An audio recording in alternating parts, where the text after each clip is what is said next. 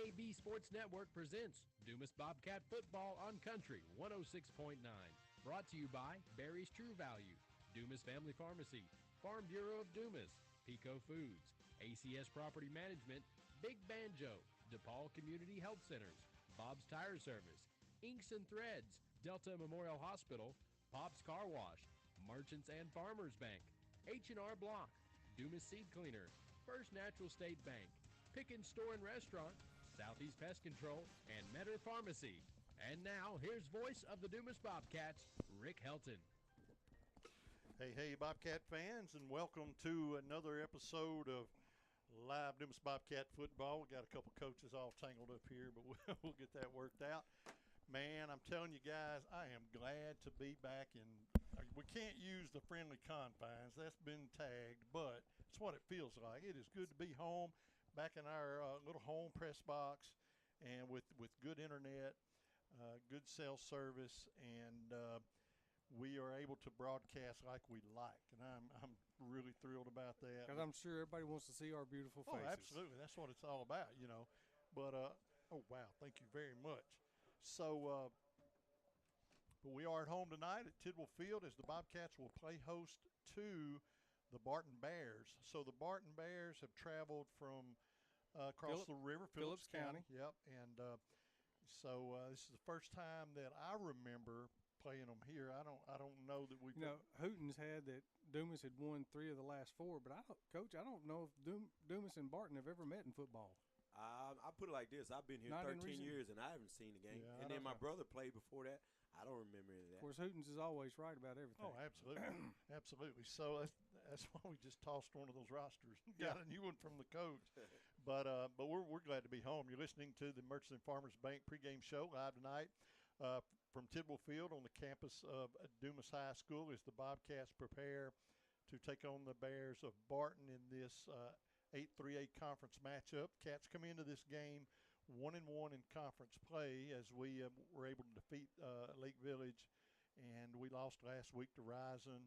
And I know people couldn't watch the game, and we apologize for that. But the fact that over in Rison you just hung out to dry. There's no service, no cell service. There's no internet over there where we were at. If it wasn't for the turf field, you'd think you're in 1955. I'm telling you, it was tough, and I didn't cut them a lot of slack, but I mean, you have to make adjustments, and it's 2024, and you have sports coming in and out of your schools.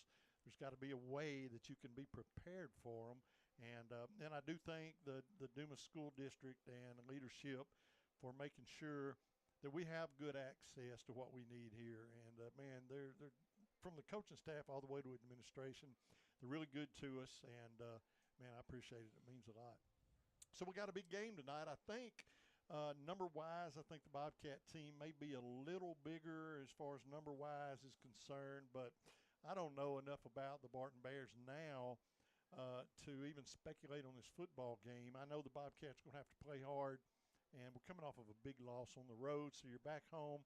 You have a chance at redemption, and I believe that something that we're going to have to take care of tonight because we're starting to wade deep into our conference now. So every game really, really matters. So points on the board and win or loss is a big deal. So every week you're setting the stage for the playoffs. That's right. So, and the only way you can be assured that you're staying in that picture is win games. And because when you start losing and you have to do a bunch of math, it's easier to let's win and not have to do all that math. I'm not taking my shoes off again. Yeah, do not do that. Yeah, let's get these superstitions fixed up. But I'm Rick Helton, voice of the Bobcats, along with Coach McGraw, Coach Harris from basketball and football fame here in Dumas. How I ended up on the radio doing football, I have no idea. Well, it's a good story, but when I'm up here with these guys, I was intimidated, but now I'm glad I'm up here because I can lean on those guys, and because they're familiar with the inside picture of Dumas sports, and that's a big deal. They bring good insight, and we're all glad to be up here tonight. But you're listening to the Merchants and Farmers Bank pregame show. The Suns went down. It's a warm Friday night here in Dumas, Arkansas, but I think it's going to cool off and be a good night for football. I don't think the weather will be an issue at all. Clear sky. Yep, clear skies. And so, Coach Harris, you you always come up here with some keys to the football game and what it's going to take to win this game. So we're going to get to those in just a few minutes if you want to get them ready to go. And because there's certain things that you have to key on, and I know that the coaching staff has watched film on Barton, and they know what to expect offensively and all that. And we'll try to paint that picture up a little bit here in just a moment. But, Coach Harris, some of the keys to the game tonight. All right, we'll go to keys, and I'm going to start off tonight, which I think you guys agree with. Let's start with defense. I'm looking at the keys. Number one, it says consistently to align correctly. You got to be in the right spot, making sure that you're making the right reads. Be disciplined on your reads. Don't jump out of your lane. Don't lose your area of assignment. And then the next one is just get to the football and tackle. Well, just to sum it up, if I would have to say, we need to stop the run. And then a lot of slow it. And what we saw last week was most teams we played, they've been running to their right and to our left, and they've been getting pretty good yardage on us with the run. But last week we saw something a little bit different here and there, and McGraw schooled us on it a little bit. They were running a couple counters, a couple traps, and there's a couple times they ran left and was untouched. And that's why assignment football is so important, because if you don't do your assignment and they bring that counter, it's going to be a long night. Right. And like I say, if we're not – and let's just be honest. If we're not able to stop the run, it's going to be a very long night. You got to be able to stop it because it starts there. I know we're in an age of passing, but, man, this running game right here, I don't know what type they have, but I just know that we've had problems stopping the run. And if we can key and stop the run, that's been our biggest nemesis so far this season, stopping the run. I went to the junior high game last night, and they controlled the football for probably over 20 minutes of the ball game, and they mixed it up, power eye, wing, spread, but the run game is where they had everything. And it was frustrating last week when a team can get out there and they're not even trying to make something big happen. I need 4 yards. The coach is telling them, first down, I need 4 yards. Give me 4 yards. Okay, there's my 4. Now give me 3 more. When you can control and when you can do that all night long, you burn the clock up. You keep the ball out of the other team's hands, which is so frustrating if you're the offense standing on the sideline watching a football game like people in the stands. But a team that can run the ball and finish inside the red zone, they're hard to beat. So the Bobcats, like you said, are going to have to control that run, but we've got to win the red zone battle tonight. We've got to score inside the red zone, but we have got to keep this team out of that end zone if they get that deep into our territory. We have got to find a way to make a stop, no doubt about it. And here's a key little quick fact about last week, man, about stopping the run. If you look at it and you look at it a little closer, Rising scored 38 points, right? And we saw them miss a pass deep on one, and they caught one deep. So if I'm not mistaken, they threw twice. I think that's it. So if they passed the ball 2 times, but they scored 38 points, even though they scored one off for interception, still, if you put up 38 points and you don't throw the ball with twice, we got to stop the run. And when you've got that kind of offense, you only want to get to 30. Right. A coach's goal with a run offense is 30 points. Because you feel like if you control the clock and you score 30 points, you've limited the other team to what they can do, and you win the ball game. Yeah, and as much as I was hammering the Horizon area, that football team played their game plan to a T last Friday night. Right, and there's also what Coach Vereen is doing down there. Oh, if I'm not mistaken, last year this time those guys were 0-5, and now they're undefeated, right? And could be a big change. And I know we're in the era of opening it up and wide open offenses, and I think they switched with a new coach and was in the spread last year. But anybody that knows Rising, they're good for running the football, and they're Clay Toddy, right? Those kids from 1965 to now, they are mentally, they're run teams. Right. And the guy came in last year and he said, "Hey, we're going to go to the spread. First thing you got to do, you got to have a quarterback that can throw it." That's right. And their 2 passes were the ugliest passes I've seen all year. Right. And when the kid's not used to doing it. And that may be very well why they were 0-5 from looking at that pass. Right. So, when they went back to the basics and go back to what you're strong at, go back to your strengths, then, sometimes your success comes back in their football team, a program that's built with a lot of tradition. And it showed last week in the way that they played and they ran the football. I got to watch a little bit of film on them. Their confidence is getting bigger and bigger. Right. The more they win, the more it's getting bigger every week. So Right. big game down the road tonight. Yeah, big game down there in McGee, and I'll tell like that. That game. What time does games normally start? 7. That game may be over at 7:45. No, I'm just saying. It Hey, might, clock's gonna be well, running with man. halftime. It'll probably be about 8 o'clock. Yeah, I'm just exaggerating, y'all, but I'm just saying that the clock will be running. You'll think it's a Mercer rule. Right. The way the clock's gonna run tonight at McGee. Because they're both teams going to be Run. run. If you're a fan that's, I'm just not saying it, but if you're a fan that's coming, you want to see some excitement and some long throws down the field, then you might not need to go to that game. You are listening to the Murchison Farmers Bank pregame show live tonight. We are at home, Tidwell Field, on the campus of Dumas High School. A beautiful Friday night in Dumas, Arkansas. It was warm today, but I think it's going to be okay come kickoff time, and I believe we're going to get down in the low 80s before the game's over, maybe even the high 70s. So I think the weather will be fine. I don't see a big factor there. But we're looking forward to this football game. This is a big game for the Bobcats, a brand new team to face tonight in the Barton Bears. We'll take a 3-minute timeout. We'll be back with some really good history of the Barton Bears and some more keys to the victory tonight. We'll be back in 3 minutes. Stumped on a home project? Stop by Barry's True Value in Dumas for expert advice on any remodeling project. Barry's is stocked with the right products and tools from brands like DeWalt and Steel to get the job done. While you're in Barry's, check out the outdoor selection. Barry's True Value carries top brands like Under Armour and Lacrosse footwear to help you have a successful hunt. For all your home projects and outdoor needs, trust Barry's True Value in Dumas. Barry's, behind every project is a true value. Driven by our mission to deliver power you can count on, the Electric Cooperatives of Arkansas go to work every single day on the X's and O's of delivering reliable and affordable electricity to our home field, Arkansas. With over 2,000 employees on our team, our game plan begins and ends with their dedication across our 17 electric distribution cooperatives that cover more than 60% of Arkansas. They are our most valuable players. The Electric Cooperatives of Arkansas. The power to deliver, the drive to win. Did you know that Henderson State University offers a nurturing classroom environment with caring faculty who will invest in your career success? You can learn a lot at Henderson. Come check us out. Visit hsu.edu/getready for additional information. Did you know that Henderson State University offers the only aviation degree in Arkansas? You can learn a lot at Henderson. Come fly with us.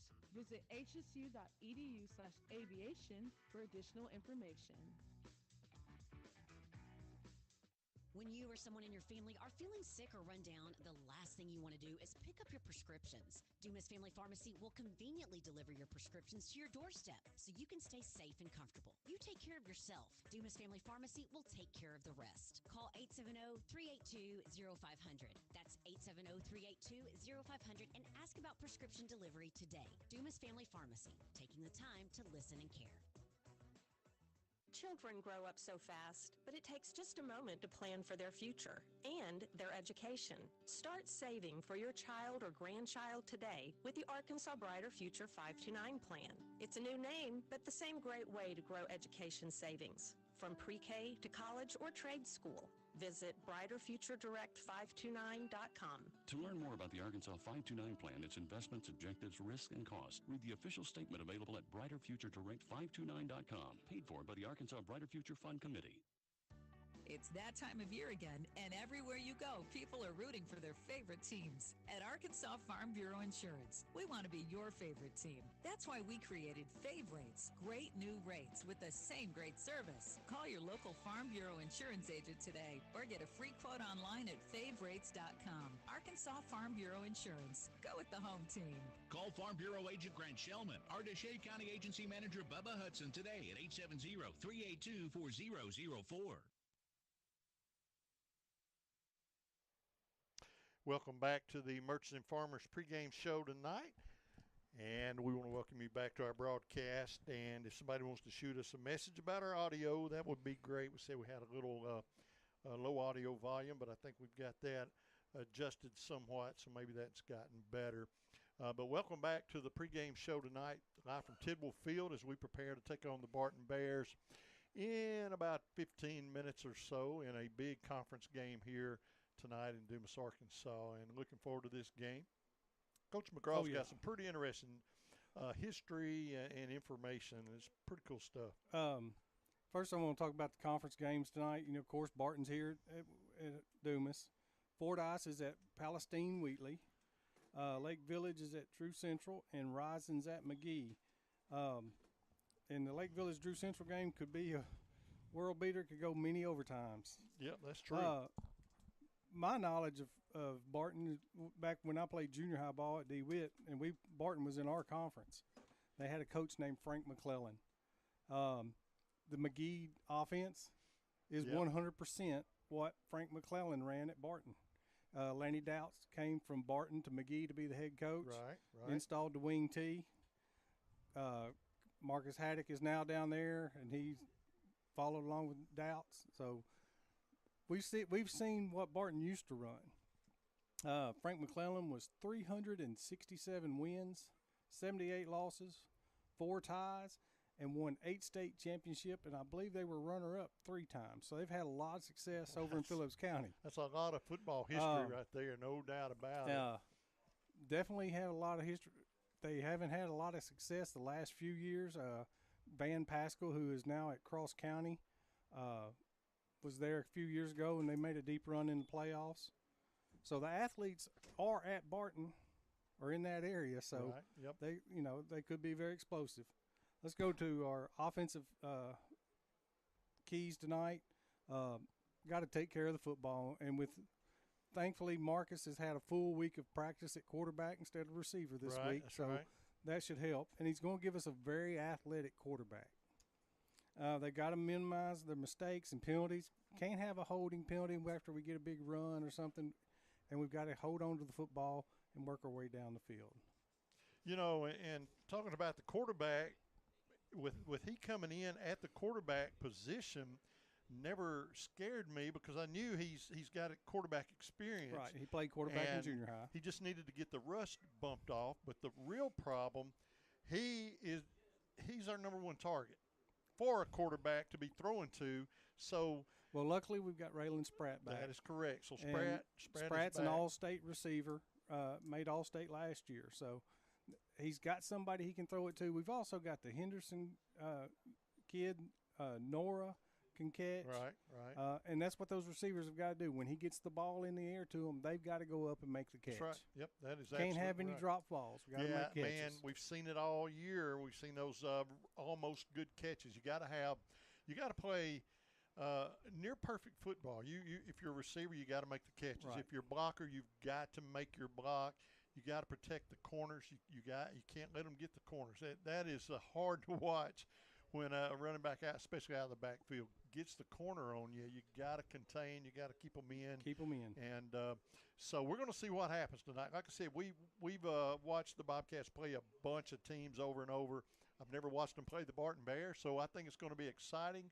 Everything's going to be new. We're going to have a lot of new stuff to look at and a new team for sure. So we're looking forward to that. It's going to be an exciting game. I think the Bobcats have what it takes to win this game, and they've just got to get out here and do it. But like you said, with the keys that we've been given and then some do-your-own-job type stuff, right. I think we will. We should be able to come out here with a victory. I think one advantage we've got, our non-conference schedule was much tougher. Was much tougher than what they faced in non-conference. They faced a 2A school that's already forfeited 2 ball games. Right. That they beat 20-12 or something like that, and another team that's 1-4 beat them. So, we need to take care of the football. And we, like I said, in our pre-conference part of the season, the first 3 games of this football season, we played some tough 4A schools, and it was a couple of them were really, really tough on us. But that should get you prepared, and so we're 1-1 in conference play, so we're sitting okay. But boy, tonight's the night you got to start winning. You got to win. Got to start winning. Because the most important record will be at the end of the night. You want to be 2-1. That's right, absolutely. And so we will. We're going to find out. We're about to play a football game here, so stick around with us. Where else would you want to be on a Friday night than hanging out watching a Dumas Bobcat football game? If you can't come out to the game, if you can, come on out and let's fill these bleachers. But if you can't, we're glad that you've tuned in to our EAB Sports app and or Country 106.9 FM. Probably a few farmers maybe left in the field on equipment listening to the radio tonight, but that's almost over. And except for cotton. I've seen lots of cotton pickers running at night. But I'll tell you this much. I watched something I'd never seen before, and I've been in Dumas my entire life, but and raised on a farm. But I saw a cotton field the other day, and I had to stop and watch because they were picking 48 rows in one through. They had 8 cotton pickers, and they were, hey, down there and back a couple of times, and I was headed home because they were done. I mean, that field was. Well, one thing we might want to watch in the near future, that field right here in the south end zone, that's peanuts. Yep, peanut farming has come to Dumas, and I've been telling Doug, with Pickens, Doug Weatherford, you got to keep me posted on the peanut harvest. And I asked him, I said, so what's your equipment, what's your plan? He said, I don't know. Well, I'll Google it and we'll YouTube it and we'll figure it out. But they have a plan. I believe there's a crew coming in that's going to basically harvest the peanuts for them. I told him if there's a couple bare spots in the field, I don't like peanuts. Yeah, I hear you. Yeah, I did not get your peanuts, but that's going to be something interesting to watch as well. So we've got a new football team this year and a new cash crop in the fields next door, peanuts. So that's pretty. That's pretty. Hopefully awesome this will be worth some peanuts. Yep. So the Bobcats tonight coming into this game conference-wise 1-1, and on the season 1-4. So it's been a tough season, and. But like you said, those were non-conference 4A schools. Those first three are only for experience. So we still got a little volume issue on YouTube. We'll get that squared away, everybody, and appreciate the input there. And but we'll get that lined out here in just a little bit. You're listening to the Merchants and Farmers Bank of Dumas pregame show tonight, and we are at home, Tidwell Field, as we're getting prepared for the national anthem and all that. So we'll get ready here in just a second to go to break for the preliminaries here as we see the Barton Bears out on the football field finishing up their warm-ups. And I think Dumas is done, and they went to get dressed, ready for this game. We're about 8 minutes or so from kickoff here and to get this conference game underway. So we're excited about that, and we want you to stick around for the entire game.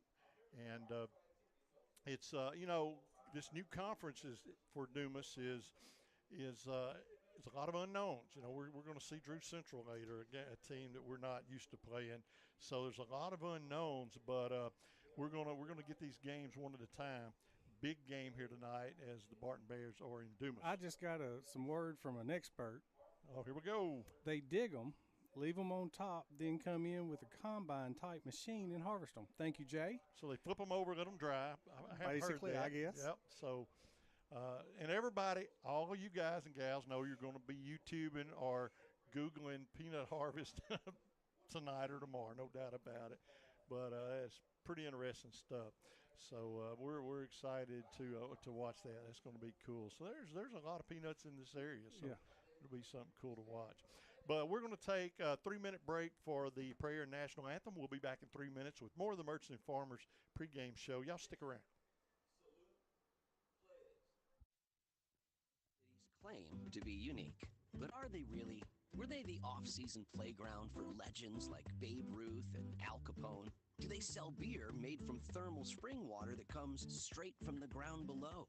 Do any of these places have a street that has a gangster museum on one side of the road and a national park on the other? Let me go ahead and answer that for you. They don't. Because none of them are Hot Springs, Arkansas. For more info, visit hotsprings.org. Pico Food says good luck to all the players, coaches, cheerleaders, and marching bands taking the field tonight. Under the lights, it's not about who's in your path, it's about who's in your huddle. And Pico Foods is a proud teammate and supporter of local communities and the state's agricultural producers. Learn more about how Pico Foods buys direct to support local producers. In Arkansas and Missouri, call David Durham or James Chester, 870-202-7101. In Alabama and Mississippi, call Andrew Parker or John Taylor Hickman at 601-670-9383.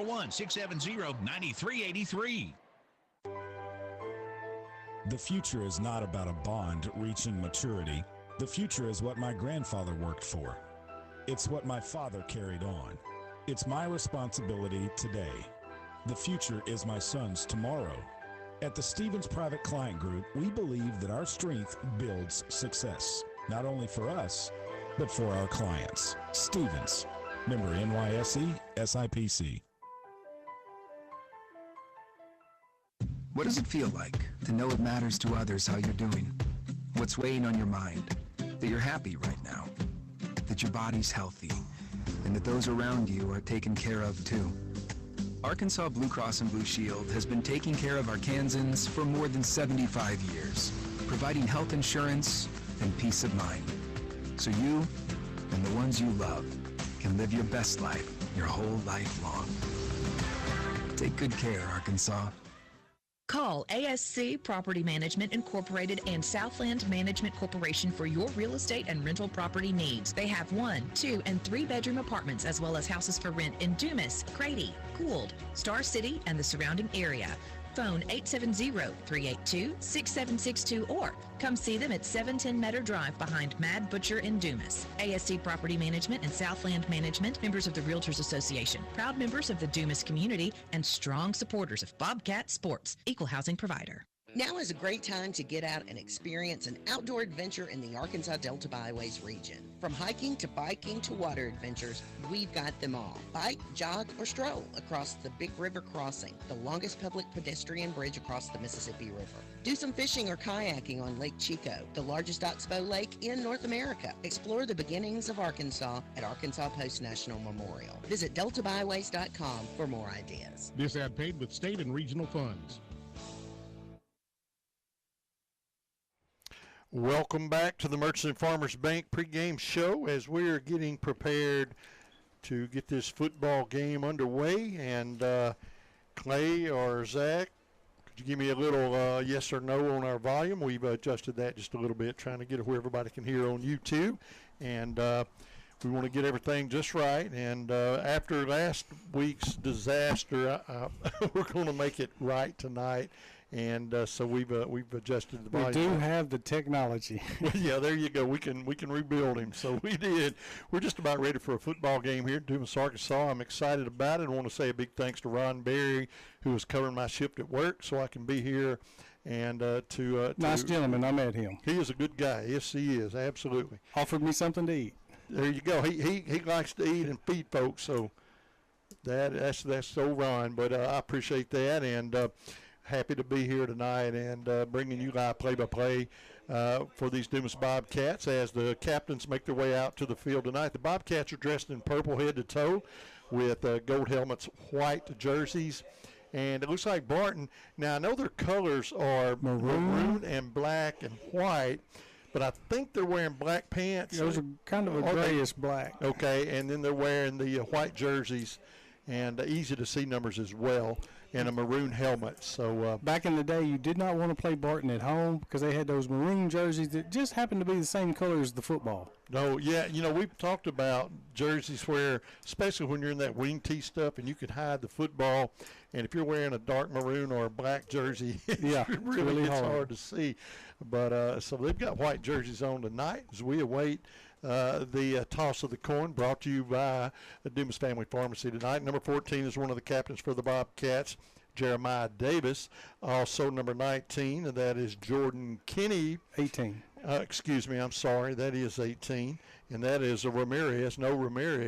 And number, is that a 6 or an 8? So that's Timothy Martin. Yeah, okay. So it's kind of folded up there, hard to see. And also 9. Yeah, that's Alfred, I think. Alfred. Who's, hopefully, if we make the playoffs, he'll get to play a little more football. So the Dumas Bobcats are going to receive the football to begin the football game. The Barton Bears have deferred to the third quarter. Bobcats will be moving from our left to right, defending the south end zone. So we're just about ready to get underway here in Dumas, Arkansas. We will take a 1-minute timeout, and we'll be back with the Dumas Family Pharmacy kickoff. It's time for football, folks. Craving pizza? Big Ben Joe Pizza in Dumas has just what you're looking for. Open 7 days a week for dine-in, takeout, and drive-through. Big Ben Joe Pizza also has a low-carb keto cauliflower crust in addition to your classic homemade pizza. They also have barbecue, supreme, taco, and chicken bacon ranch specialty pizzas, along with hot wings, spaghetti, and salad. Hometown service and a Dumas staple. Big Ben Joe Pizza. Call 382-2880 to place your order. Big Ben Joe Pizza, 720 Highway 65 in Dumas. College dreams come true at the University of Central Arkansas, especially now with the UCA commitment. This new program provides a debt-free pathway for tuition and fees for Arkansas students whose families earn $100,000 or less a year. And that impacts everything. It's fewer barriers and endless opportunities. Welcome to Bear Country. Learn more about the UCA commitment at uca.edu. And it's time for football in Dumas, Arkansas as we prepare for the Dumas Family Pharmacy kickoff. Welcome back to our broadcast and our football game. And we are just about to get underway here at Tidwell Field in Dumas tonight on this beautiful Friday night. And we're glad to be with you. Here comes some of the coaches up in the press box. And we are underway here. Once again, Dumas moving left to right, defending the south end zone as the Barton Bears, I believe, have they're going to receive the ball in the third quarter. So the Dumas Bobcats are going to start on offense. It's going to be a short kick that's going to be bobbled around the 40, picked up back at the 30, and he's going to go down at the 31-yard line, and the Bobcats are going to take over first down and 10 there. So now we're clipping out just a little bit, so I'm going to back that off some. And we're underway, first down and 10 for the Dumas Bobcats. Ball's at the 31-yard line of the Bobcats. As Bobcats come to the line, quarterback tonight is Marcus Kilgore, as Darnell Walker was injured, and he is out with a high ankle sprain. Kilgore will start. First and 10, Twins to the right side of the field. Bobcats work off the near hash mark. We have a lot of movement, no flags yet, so the Bobcats are looking over to the sideline now, see if they're going to change the play. It looks like that Barton's coming with a blitz full on right here to begin the game, unless they back off. So one man goes into motion, number one. He's going to get the handoff. That's going to be Henderson. He finds the corner, breaks a tackle, and he is going to move the ball up near the 39-yard line. That's a gain of about 7, maybe 8. We'll wait on the mark, but a good gain on first down. Man, that's what the Bobcats need. And he had to turn on the jets because he about got caught in the backfield about 5 yards deep. So it is going to be second down and 3, a gain of 7, just underway. Ball spotted at the 37-yard line of the Dumas Bobcats. Second down now for Dumas. Cats come to set, working now off the far hash mark. One goes into motion this time. Got a broken play. Quarterback is going to have to keep. Now he's just going to have to scramble and get what he can get, but he is going to be dropped behind the line of scrimmage, as that was a broken play there. It's going to bring up a quick third down. He turned the wrong way, and his running back wasn't there. So a little miscommunication on the play right there. So third down now and 5 for the Cats. Ball's at the 36-yard line of Dumas. Big third down play here for Dumas. And, man, we need to keep this this opening drive and this possession open, as the Cats are going to split 2 receivers to the right side of the football field. One of those receivers is Spratt, and he is going to be one-on-one, as the quarterback is going to keep, quarterback draw, and he is going to break a tackle, gets the first down at the 40, 45, up to midfield, and he is going down at the 49-yard line, but a big run there on third down. They're going to drop him at the 48, running downhill now on the Barton side of the 50-yard line. First down and 10 for the Cats. Yeah, good run right there by Kilgore. Go up through the middle and break outside. I think if he'd have won a little bit outside, he may have been gone. Yes. With Raylan Spratt out there, if he picks up that block, which he didn't give him a chance to. No, he turned in and didn't give Raylan a chance to make a block. I think it's 7 if he goes outside. First down and 10. Number 3 is the setback. That's Tyron Bell. We've yet to see him run the ball. We see Henderson split to the right side, one wide out to the left side as well. Quarterback looks to the sideline. They need to get the play off. We're about to get the play clock out. Yep, they're going to lose the play clock. He gets the play off. Plenty of time to throw. He's going to slip, and he's going to throw short as he lost his footing. That could have been disastrous, but the ball falls incomplete, and that is a second down and 10. Pretty unusual to see loss of footing there on a dry field. And it's very dry because our sprinkler system has been not watering for the last 2.5 weeks. Well, you can tell the field is a little parched, a little thirsty, just like most people's yards are, as it is extremely dry in southeast Arkansas. It's going to get a very good drink tonight. We got the kinks knocked out. Second down and 10 after the incomplete pass. 9:47 left to go in the scoreless first quarter. Quarterback is going to hand it off to number 3, little stiff arm. Gets the ball across the 45, and he's going to go down at the 44-yard line. A pretty decent gain there, about 4. It's going to bring up a 3rd down and 6 now for the Dumas Bobcats. Bell on the carry for the Cats. Yeah, Bell gets up limping a little bit from that pull down. So, man, you got to hope that he can shake that off, because we're going to need Tyron Bell in this football game. A gain of 4, 3rd down and 6 now for the Bobcats. Another big 3rd down play. So now. Yeah, because the other running back, last game, he was hurt with an ankle. That is correct. So so we're looking at a 3rd down and 6 now. There's probably going to be a timeout. This down to 3. Yeah, 2, they're going to lose 1. the snap clock. The Bobcats are going to have to call a timeout. Taking too long to get the plays in. Yeah, I got to get the plays in. There's going to be a timeout on the field. 8:57 left to go in the scoreless first quarter. It's 3rd down and 6. We'll be back in 30 seconds.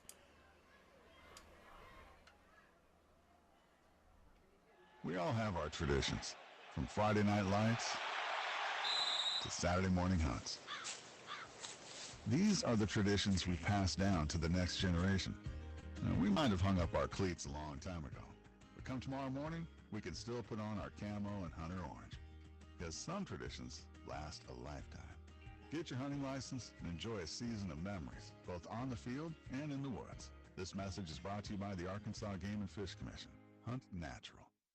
3rd down and long. Welcome back. Breaks this year is sponsored and powered by Barry's True Value. 3rd down and 6 for the Bobcats. The ball's at the 44-yard line of the Barton Bears. Opening drive for the Cats. They've kept it alive, got across the 50. This is a big 3rd down play now for Dumas. So we'll see what they can do with it. Yeah, we haven't won a Raylan spread yet, man. I think we need to give him a shot here. Give him a chance, man. He's very dangerous, and he's out there on the island by himself. Yep, one-on-one coverage out over the left side of the football field. One man goes into motion. Quarterback takes a snap, rolls to his left, and he's going to keep. It's open. Good block by Spratt. And the quarterback, he's going to get really hit hard, but he's going to get the first down. And that is a big 1st down and 10 now for the Dumas Bobcats. So right now the Bobcats are doing what they have to do to keep this drive alive. And I think that this opening drive is extremely important for the Bobcats. That shows how much they respected Raylan. They had one up covering and one over the top. When he took off, 2 of them took off with him, and then that opened the running lane for Kilgore. Fresh set of downs for the Cats. 1st down and 10. Ball's inside the 40, around the 37-yard line. 8:33 left. Clock runs. Now the Barton Bears are going to have to call a timeout. They saw something they didn't like. And so each team are going to take turns using a timeout here on this drive. And the Bobcats looking at a 1st down and 10. But, you know, what I look at when you get inside, and we're not to the 20 yet, but when you get inside that red zone, you start running out of room to work. Mm-hmm. We've yet to see the quarterback unload one. Right. I think it's going to happen before we get to the red zone. Right. I think we're going to see a shot here pretty quick, and I think that is the right thing to do. You've got a couple good receivers, and let's see if they can get open. They've got that one-on-one coverage, and I think maybe we can make something happen there. Right, and I think with the changing of the guard, having our quarterback get injured, and now we got Marcus Kilgore in there, I think they're going to, for the first couple drives here and there, they're going to play it safe, man, and go more with runs. They feel more comfortable probably with him running it, or a quick jet sweep or handoff than just throwing the ball. There's an option. Trips to the right, option to number 11, breaks a tackle, gets into the secondary, shoulder down, gets inside the red zone, down around to the 18-yard line. So a little option run there, option read. That was a really cool play, and it was executed well. Yeah, we haven't seen that one this year. And that was Rashad Moore on the carry, and you're right, we haven't seen that this year. Yeah, and like I said, I think we're going to be we're going to do more running, looks like, Well, right now, change of the guard. I think it's a situation where, we're keeping that pass in our pocket right now, not had to use it. So that's something that you keep in your back pocket and see if you're going to need it. We are going to split twins to the right, and the quarterback is going to line up the throw. Now he's flushed out of the pocket, and he is going to keep. He is going to get the touchdown. Man, he's going to get a first down and walks into the end zone. Touchdown, Dumas Bobcats. Yeah. So that was a designed pass play, but the quarterback read it well. He had open field, and he took it to the house, and the Bobcats strike first blood 6-0 on a very, very well executed first drive of this football game. That's how you finish an opening drive from the red zone, just like the quarterback did that time. He read the defense. Yeah, made a great play. He didn't have to throw. He saw a bunch of green grass and an orange pylon, and that's where it's gotten us, and it was a bad snap, but the kicker gets it up anyway. Kick is good. That was a great job by Absolutely. Marcus Kilgore pulling it in, and I guess Marcus, we've been used to seeing him catch those passes, but, hey, he came tonight and said, it's just like I'm throwing to myself. I'm going to make something happen. There you go. Hey, it was a great drive by Dumas. It was dominated by the run.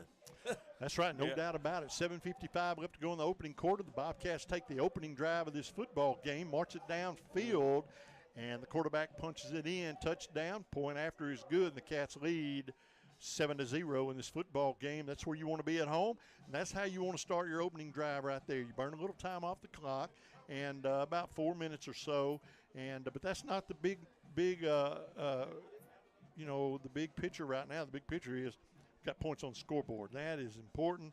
Got in the red zone and scored. And I've been wanting that for a while, and I got it tonight, and that was a really good drive as we await the kickoff to Barton. Kickoff brought to you by Dumas Family Pharmacy. We want to thank them, all of our great sponsors tonight, for allowing us to bring you live Dumas Bobcat football.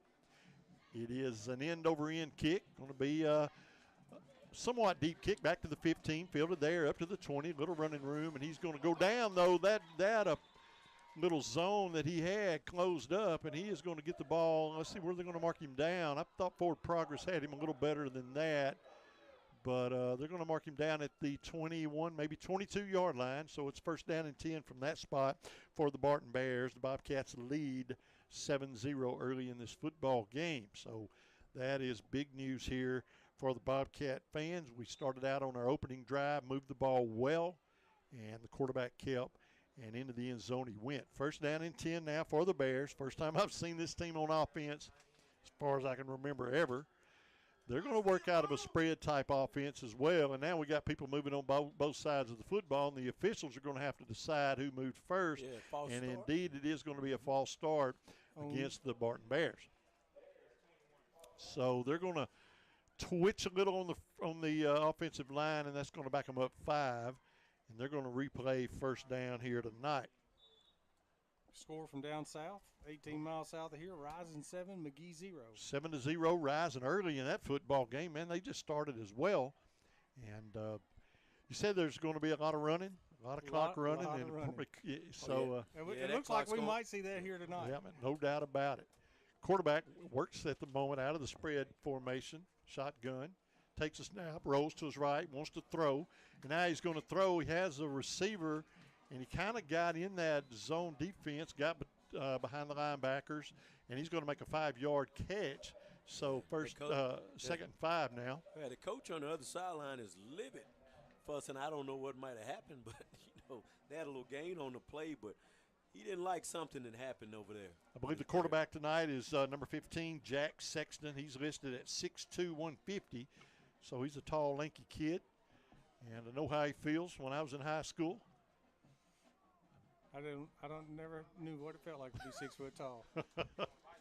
Quarterback this time is going to hand off to the first man through. Yeah, Baker missed him. Yeah, Baker missed him, but the cavalry came in, closed the door there. Going to drop him for a short gain, maybe a yard, third down. Looks like they're not going to move the ball marker, so it's going to be third down and 5 for the Barton Bears here early in the first quarter. And, man, in Barton, to be honest, man, Barton has some nice-looking linemen on there. They got some big old kids over there on that line. Yeah, and a big tall. Because your 6'2" quarterback doesn't look that tall in that huddle, and that tells you there's a lot of others 6 foot tall boys in there and some big linemen. Yeah, they had some nice-sized kids out there. So we're going to see Sexton split one to the right side of the field. Power I formation. He's working under center now.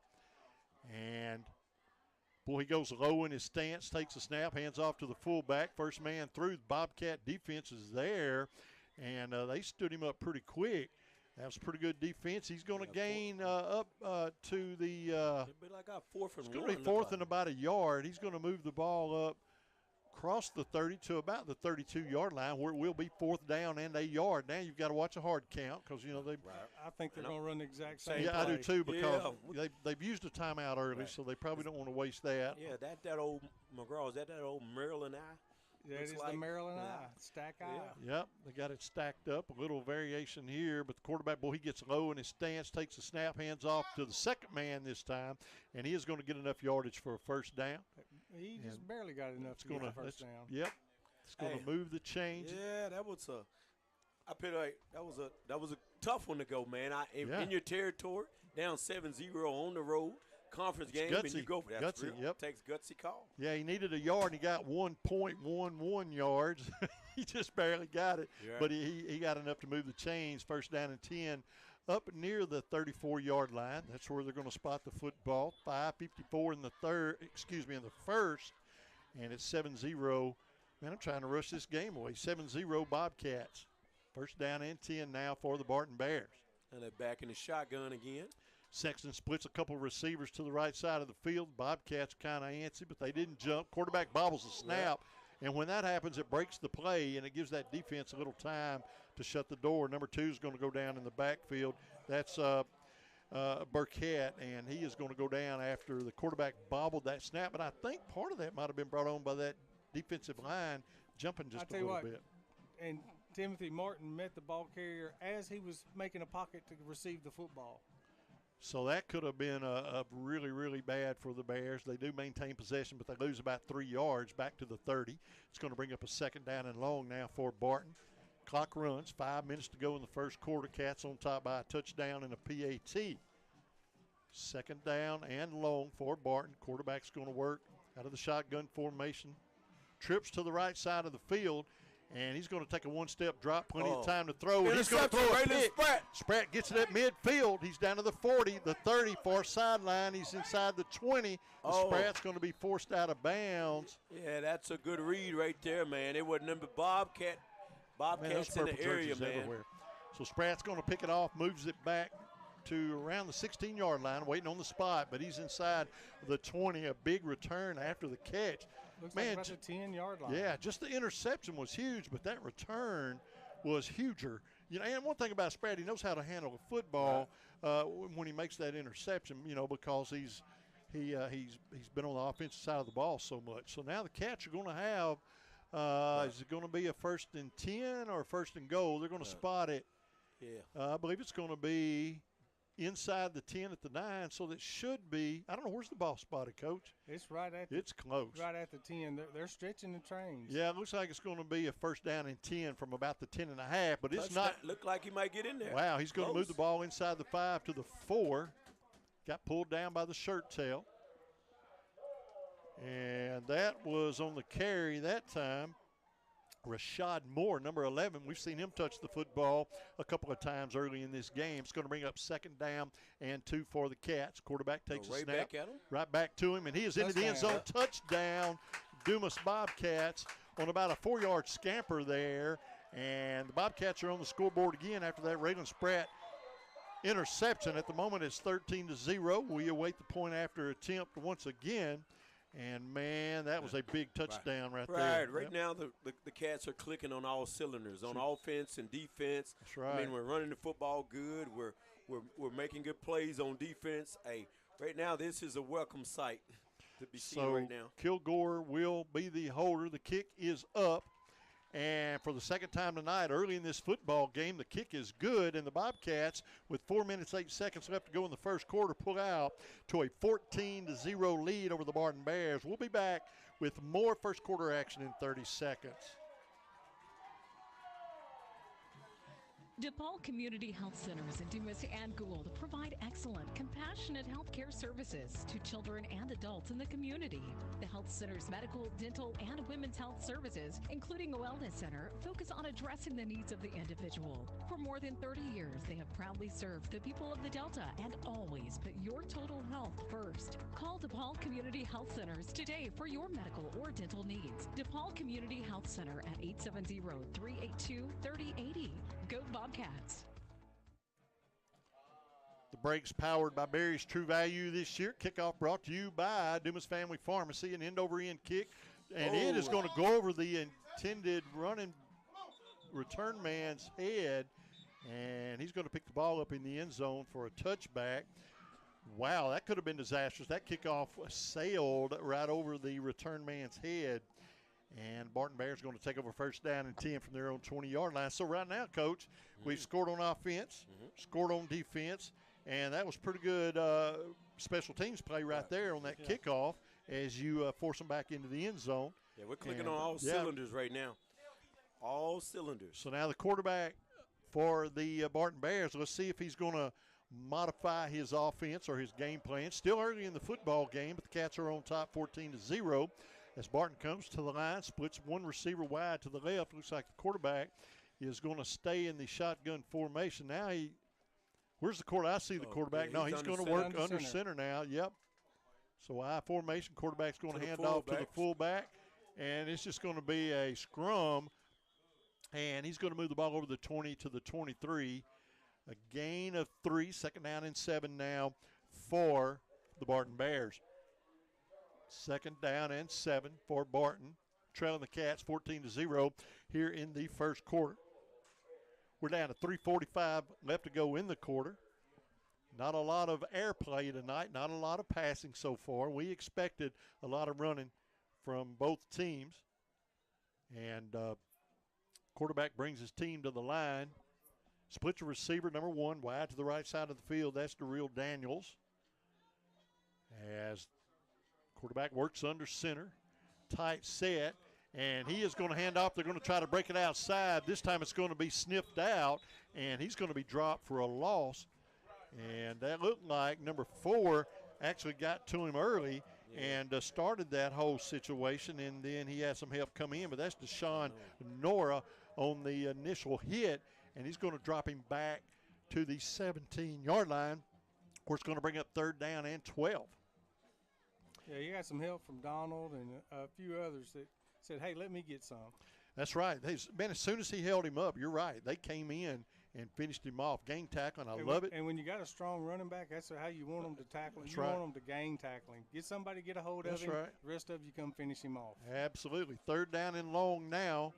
And this is probably going to be a passing down for the Bears. They're going to split trips to the left. And it looks like we've got some zone coverage for the Cats. I thought they had him back there. Quarterback got flushed out of the pocket, and he tried to throw short, and it is going to be incomplete. One heard some footsteps on that one. I believe you're correct. Because that ball was right there. So it is going to, I think number 1 was expecting the collision and may have tried to run before he caught the ball. But it's fourth down and long now. They're deep in their own territory back to the 17-yard line. Like they're going to run it. Like they're going to run the play. It's hard for me to believe they're going to. They trail 14-0, but it's the first quarter. Right. But unless he's going to do a quick kick, he did back up into the shotgun and got out of that I formation. So we'll see what the quarterback's going to do here. They've already wasted a timeout. I doubt that they're going to hard count us. Surely not going to help them. And he is going to do a quick kick just like we expected. And Bobcats had no return man, but it takes a Bobcat roll back down to the 40-yard line, and the Cats are going to take over first down and 10 from that spot, and that's the 40-yard line of Barton. So that's the downhill side of the 50, and that's right where the Bobcats want to be. So after the quick kick, took a Bobcat bounce. Cats are going to take over first down and 10. So things are clicking right now for the Dumas Bobcats with 2 minutes, 14 seconds left to go here in the opening quarter. And, we're road tripping next week, coaches, and we'll talk about that later. But we've got to go to P-Dub, Palestine Whitley. And so the quarterback's going to break a tackle. It looked like he was going to be down in the backfield, but he's going to actually get a big gain down over the 35, down to the 33-yard line. Yeah, Rashard Moore on the carry. Yeah, that's Moore. Breaking a couple of tackles. Looked like they had him caught up in the backfield a little bit, but then he kept churning and picked up a couple more yards to bring us to a second down. Yep, second down and 3, gain of 7. Moore looks like he may be limping just a little bit. He stays in the game. He seems to be favoring his ankle, and I hope that's something he can shake off. But might have got stepped on or rolled just a little bit, but he stayed in the football game. We'll see if he's going to touch the football here. Indeed, he does, and he's going to get first down close. We'll see. He got hit pretty hard, but it looked like forward progress may have gotten him to the 30. They're going to mark him at the 31, so he's going to be short, and it's going to bring up third down and about a yard and a half. We'll call it 2. Third down and 2 now for the Cats. Bobcats lead 14-0. Late in the first quarter, a minute to go in this opening quarter. Bobcats have played good football thus far in this football game. As we see the quarterback look to the sideline once again, Kilgore wears number 15. He's calling signals tonight from the field. Works out of the shotgun formation, takes a snap, and he is going to pull it down, quarterback draw.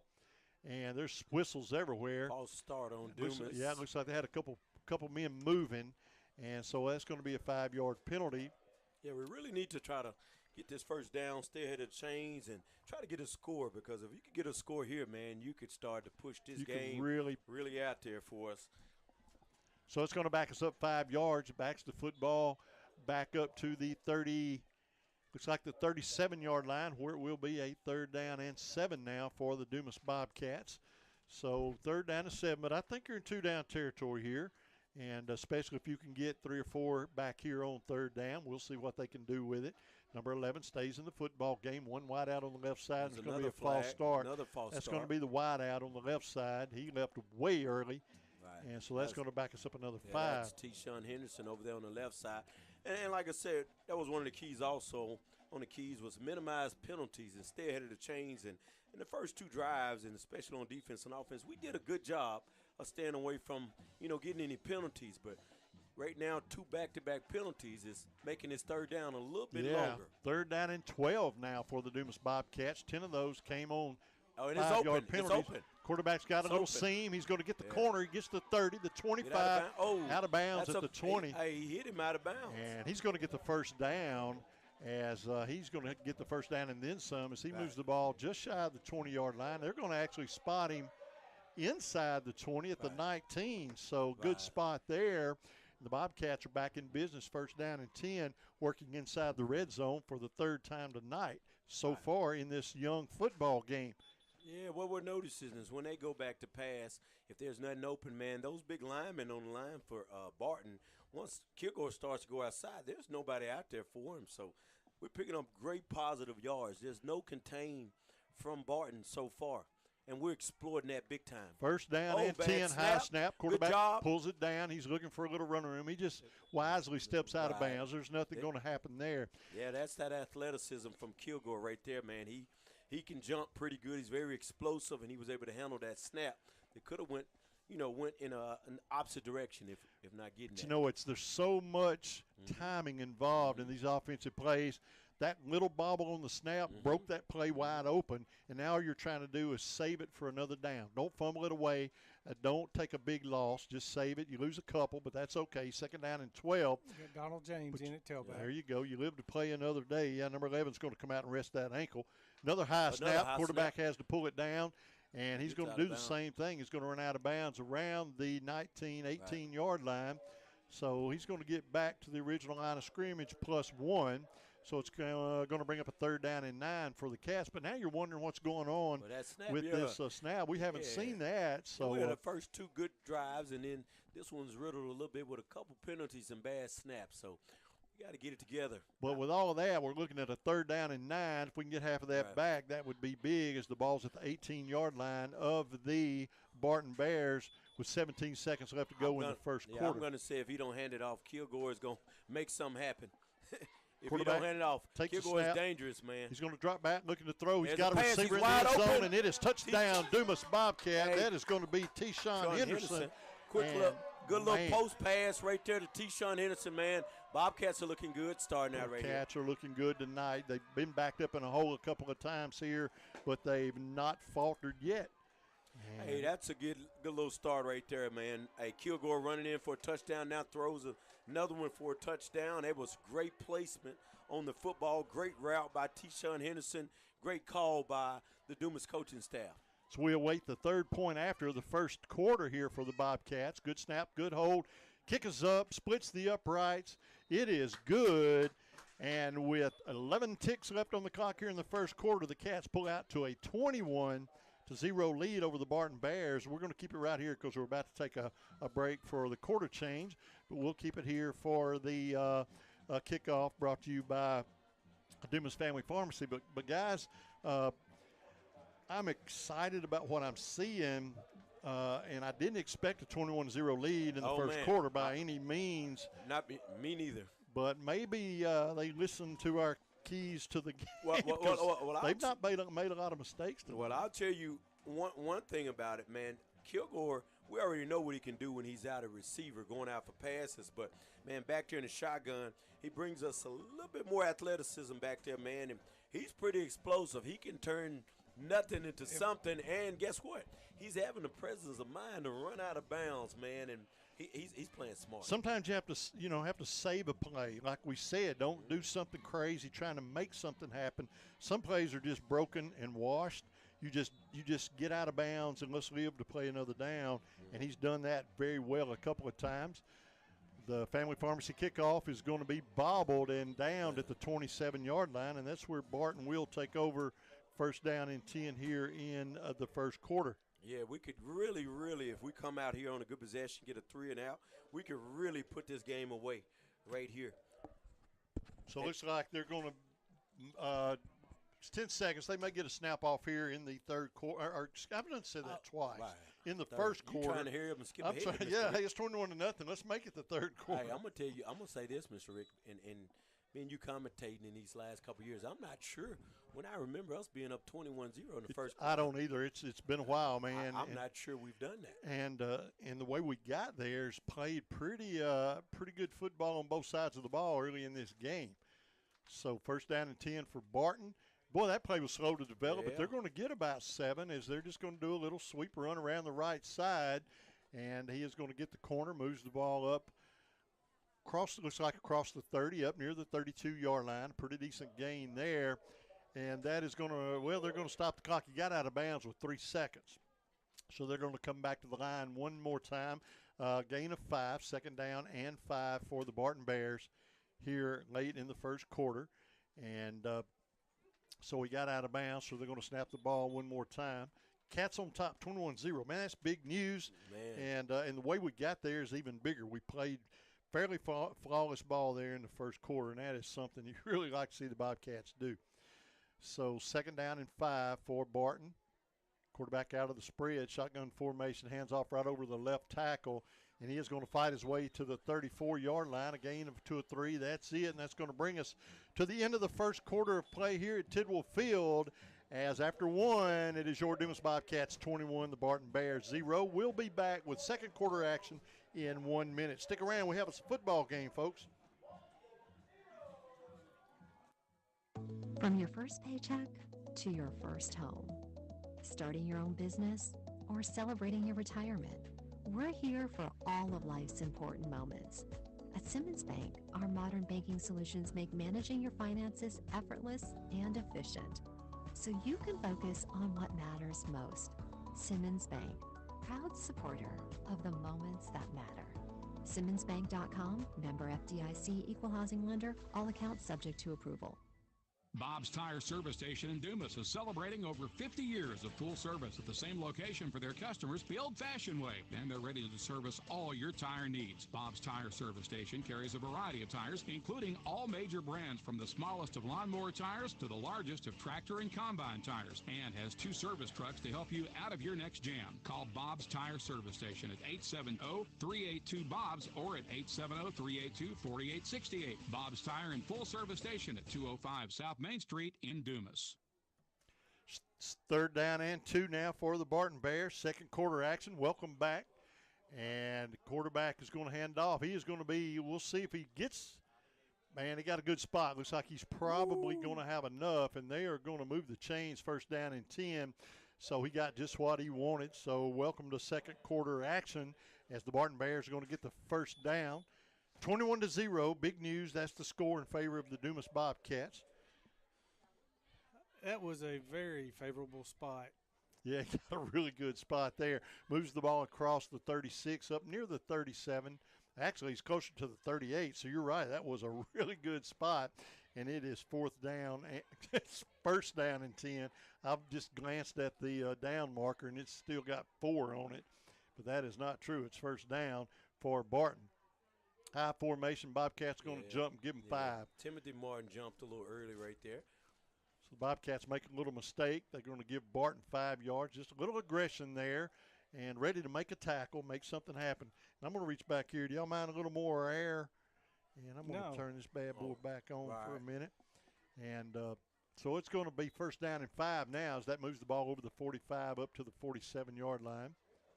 So first down and 5 for Barton, just underway. Second quarter action. Cats on top 21-0. A near flawless first quarter for the Bobcats. But you got to keep it going. You cannot let up. You got to keep your foot on the throttle. You got to play solid on both sides of the ball. Can't let up. On first down, quarterback's going to hand off to the fullback. He's going to be hit initially, but, man, just second effort and a good drive over the 45. He's going to move the ball across to the 47, and they're going to move the chains again, first down and 10 for the Barton Bears. So another really just a hard run. It looked like they moved the chains, but they've decided it's second down and a yard. Now they're going to stop clock and look at it again. So we may get a measurement. They're going to say second down and short. So second down and about a yard. We'll call it a yard. I don't like to do the .5s. I don't like to do that much math. So we'll just call it an even yard. Second down, I formation. Third man through, and he is just going to follow the blocking and falls across the 50 down to the 49-yard line, picks up the first down and 10. So that's the way that offense is designed. You just pick out which man you want to run, and that time it's kind of a misdirection thing. That's right. They're going all of them going opposite directions, or at least the first two going opposite directions. Then your third one kind of picks and chooses which way he wants to go. And if he can grab a block doing all that, he's just going to get another yard or two. Right. So that's just good, the heads-up play there. And that's exactly, he found a little seam, and he's got a first down and 10 for his team inside the 50 down to the 48-yard line. Quarterback's going to back up now into the shotgun formation, puts the man in motion, moves him up to the tight end set, hands off to the running back. And boy, he found a seam over the left side, the right side of that Dumas Bobcat defense. He's going to pick up about 9. Right. Looks like Barton is starting to settle in a little bit, and they're starting to run the ball a little bit better against us. Starting out, we're going to have to tighten up here. Yep, gain of 9 there. And he got the corner, got outside, moves the ball across the 40 down to the 39-yard line. Second down and a yard for the Barton Bears. 9:29 left to go in the first half of play. Dumas on top 21-0, protecting that lead. And it's important that you don't, let up. We're in conference play. We gotta do what we have to do, man. We gotta win these football games from here on out. And this is a big one to start with right here. We've got to play tough the rest of this game. Second down and yard for Barton. Now we got people moving everywhere. Looks like the center did not snap the football. So I believe it almost looked like the quarterback ran over the center and he didn't snap the ball. So that's going to be a 5-yard penalty against the Barton Bears. So you go from a very favorable 2nd and 1 to 2nd and 7 or 6. Yep. So that kind of changes things a little bit, and it's going to back them up to the 44-yard line of Barton, where they're going to repeat second down. And man, there's people moving everywhere, and so it's going to be second down and 6 now for the Bears. So we'll see what formation the quarterback chooses. He is going to spread it out a little bit, takes a snap, rolls to his right, wants to throw, and he is going to throw a little safe pass, and it's just going to be dropped by number 10. And number 10 was open, and he should have made that catch. And that's Calvin Jones, the intended receiver. Those kind hurt when you're on the road. We've seen it this year. We've been a part of that this year. And those kind of passes, and you drop them, man. We talked about it in the pregame show. That's the kind of stuff that Dumas cannot do, and we haven't done it yet. But, boy, Barton did then. They went from a first down and short, so now it's, a second down and short, and now it's third down and 6 for Barton. So a big opportunity here for the Dumas Bobcats. A little penetration here, getting that backfield and make a big stop. And this is a big opportunity for the defense. Quarterback's going to work in the I formation, gets under center.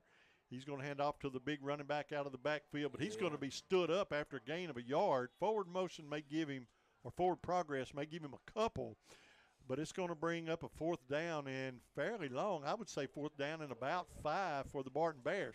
So they're inside their own 45, they're inside the Bobcat 45-yard line. Probably going to line up and go for it, trailing 21-0. There's going to be a timeout on the field. There's going to be a sideline warning against the Bobcats. So that is going to be their first of the game. And it's going to bring up fourth down and 6. So, big decision right here. But, boy, you're talking about opportunities for the Dumas defense. A stop right here, and we get this football back, and we kill their drive, which was doing very well. Punt it. Yeah, they're going to punt it. They're going to back up and kick the ball. That's still, as far as I'm concerned, a killed drive. Right. And it's just going to hit the ball, hit the ground, and kind of die back at the 10. Right. Cats will take over first down and 10 there, but that's a stop. Right. That is a stop, and that made their offensive drive that they had put together pretty well falter. And so the Bobcats are going to get the ball back on offense once again. And the way that we've been driving the ball in the last couple of drives, getting down the field with Kilgore in the running game, and then we had a pass touchdown to T-Shawn Henderson from Kilgore last possession. Hey, if we continue to do what we've been doing, another drive down the field and score right here will probably pretty much start to put the game out of reach here early. 8 minutes and not even a nickel's worth. 8 minutes and 3 seconds left to go in the first half. Cats on top 21-0. They have the football. First down and 10 from their own 10-yard line. 90 yards to go. You got the whole quarter to make it happen. Quarterback pulls down another high snap, hands off out of the backfield, and catches a block. Gains about 3, maybe 4. We'll see where they're going to spot him up or near the 15-yard line. So gain of maybe closer to 5. And it indeed is a gain of 5, so second down and 5 for the Dumas Bobcats. Got a little breathing room there, and it's second down and short. If you can give me 5 yards on first down, I don't know any coach in the world that wouldn't take that every time. So second and 5 now for the Cats. Makes play calling on second down a lot easier. It gives you some options, doesn't it? Another high snap. Quarterback's going to hand off to the setback, and he's going to have to break a tackle to do anything. He's going to gain a couple. So he's going to move the ball up near the 17-yard line. It's going to bring up third down and 2. So gain of 3 there, and third down and a couple for the Dumas Bobcats. It's a big third down here. We need to keep this drive alive. A lot of time left to go here in the half. 7 minutes to play here in the second quarter. So it's second down and a long 2 yards for the Dumas Bobcats. Bobcats split a receiver to either side of the football field. One setback in the backfield with the quarterback Kilgore. Kilgore wears number 15, works out of the spread formation, takes a snap, hands off to his running back. There's a collision in the backfield. He's going to be dropped for a loss, and it looks like we may have to bring the punt team on here as we are way deep in our own territory. So, indeed, the Bobcats are going to go 3 and out. So, the Barton defense tightened up a little bit there and read those running plays. And so we're going to have to punt the football away.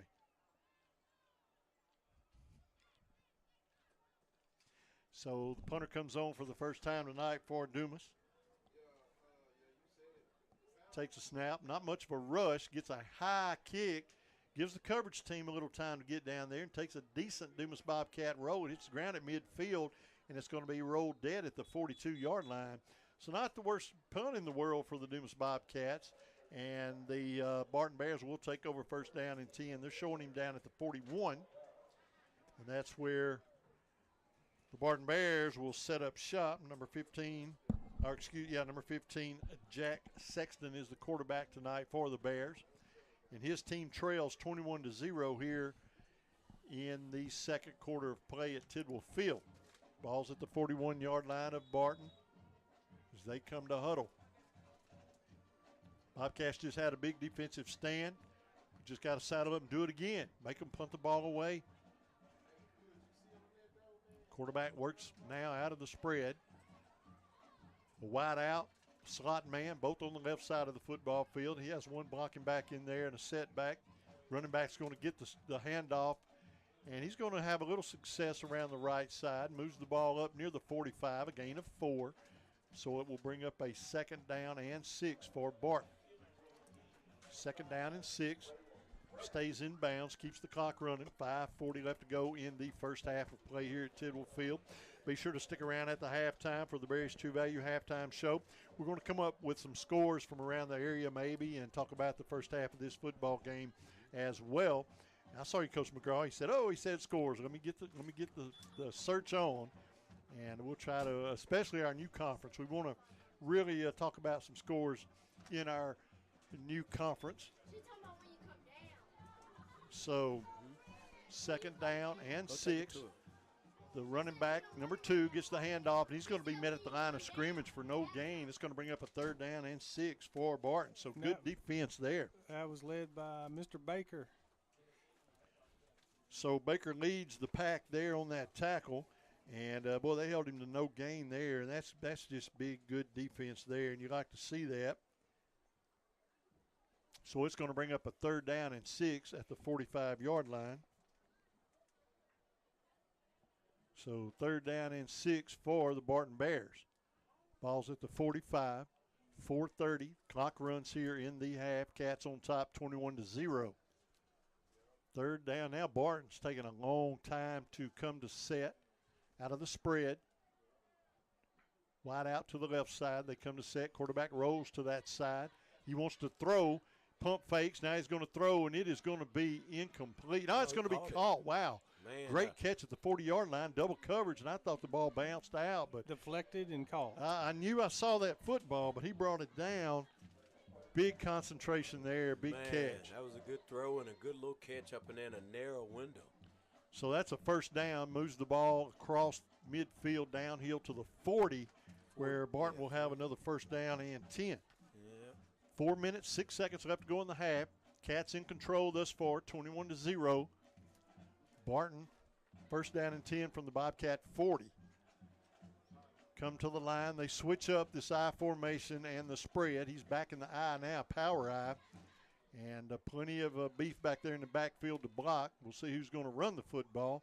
And the quarterback's going to hand off to the fullback. First man through the hole, and he just drops his shoulder, powers his way down near the 32-yard line. That's a gain of about 8 yards right there, and it's going to bring up second down and short for Barton. So big, hard running there by the Barton Bears, and a gain of 8 on first down, and you can't do much better than that. Second down and a couple. Ball's at the 32-yard line of the Dumas Bobcats.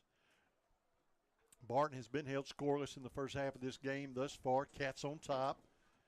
And now the defense, not backed up in a hole yet, but, you know, they're getting deeper into Dumas territory. Quarterback once again, power I, and the Bobcats are going to jump off sides with 3 minutes to go in the half. So we're going to give them 5 yards and a fresh set of downs as well, as the Bobcats going to jump off side and on just a little long snap count. And Cats are just trying to make something big happen quick. Jumped a little prematurely there, and it's going to give them 5 yards. And now there's going to be a timeout on the field. And I don't know who called the timeout. It looks like Dumas may have called the timeout. I didn't see the signal. But there is a timeout on the football field with we're just under 3 minutes. We're 2:58 left to go officially here in the half. And the Bobcats are on top 21-0. We'll just keep it right here. It's going to be a short timeout. We see Barton making their way back to the line of scrimmage now as the Bobcats as well breaks the huddle with their coaches and start their way back onto the football field. So a short timeout, and we are back underway. First down and 10 for Barton. Ball's at the 28-yard line of the Dumas Bobcats. So the Cats, now you really, boy, you got to keep them out of the end zone because they're going to get the ball back in the third quarter. And, man, that gives them 2 offensive possessions in a row. And we all know what can happen in those situations. We don't want to think about it.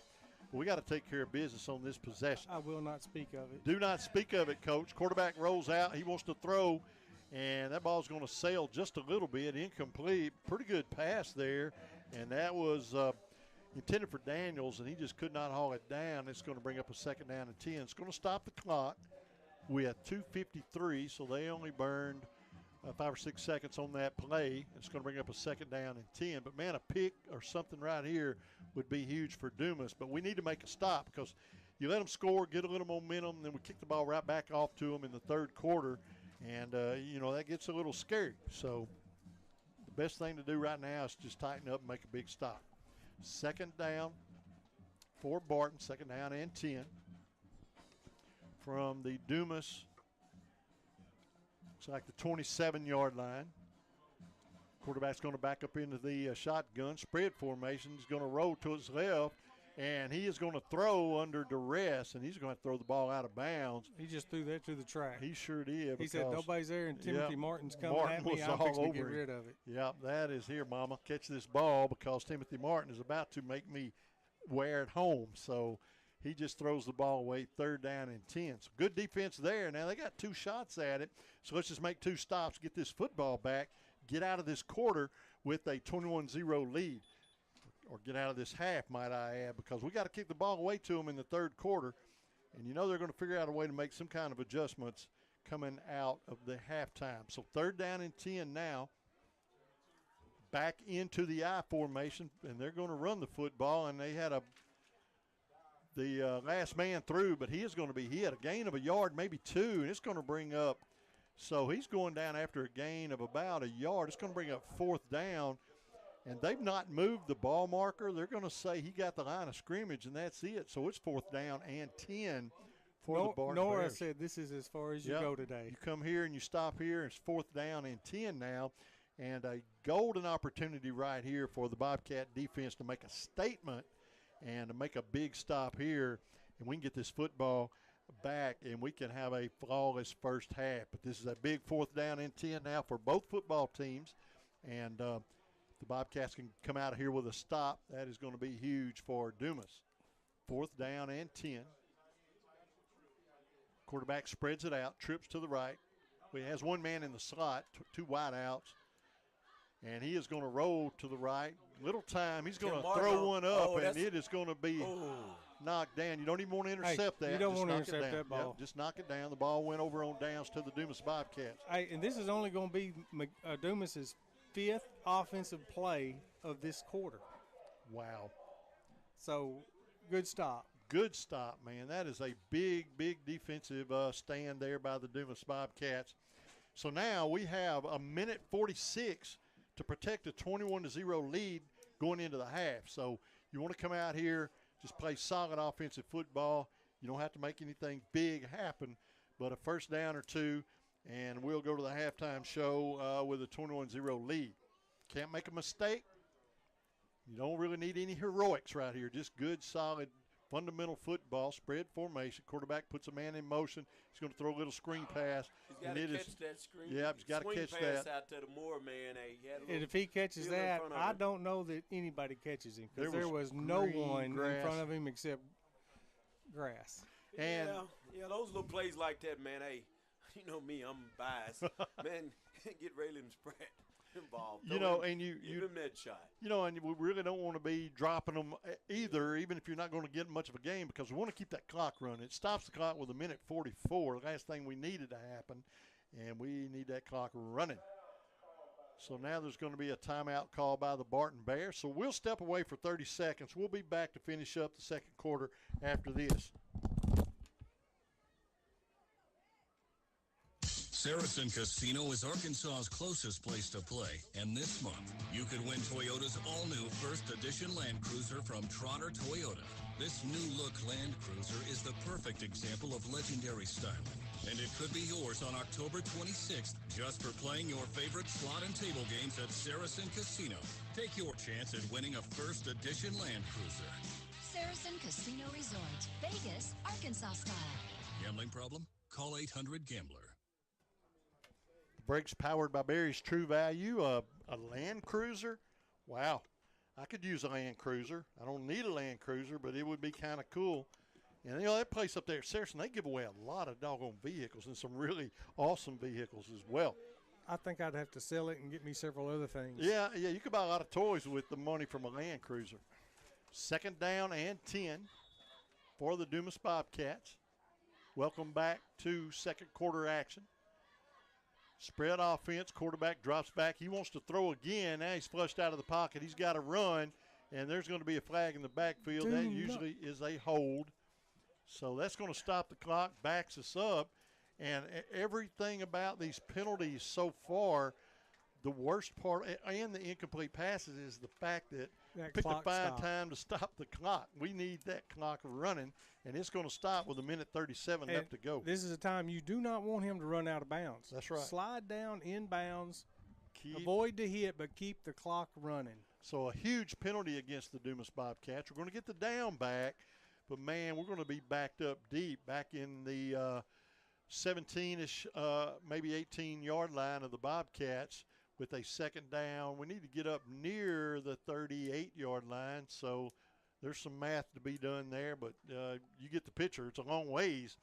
Now we need to burn a bunch of time off of this clock. Quarterback takes a snap. We're throwing again. He's going to throw tunnel screen this time complete. Now Spratt's got a little second effort, and he's going to get the original line of scrimmage back, and that's going to keep the clock running. He's going to gain about a yard extra up near the 29-yard line where it will bring up third down. But that clock is inside a minute now. Now you take your time getting the play off. Don't lose the snap clock, but you don't have to rush it either with a third down, and so about third down and seven for the Bobcats. Ball's just shy of the 30-yard line. Now the Cats come to the line. They stay in the spread, twins to either side of the football field. One setback, quarterback out of the shotgun formation, standing at the 25, takes a snap. He wants to throw. Now he's going to hand off right up the gut. We got wide open running. We've got the 40, and he is going to be hit there, stays on his feet, and falls forward to the 34-yard line. And, folks, that's the 34-yard line of the Barton Bears, so that is a big gain on the play right up the gut. It looked like play action, and he's going to hand off right up the gut. A big, big run there, big gain, and that is a big first down. And the Bobcats now are going to call a timeout. Yeah, 23 seconds left here, man. You know, the clock stopped anyway to move the chains. Now you've moved the ball all the way across the Barton 40 down to the 38-yard line. You have a first down and 10.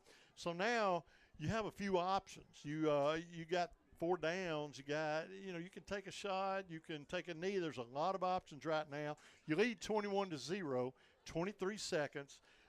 So what are you dialing up? All right, Coach, before they come from break, what are you dialing up? I am going to the end zone. I'm taking a shot to the end zone as well. I agree. So we all three Nothing to lose. We all three concur. Take one shot. Right now, with what they're doing, the middle of the field is wide open. Yep. Right. A skinny post.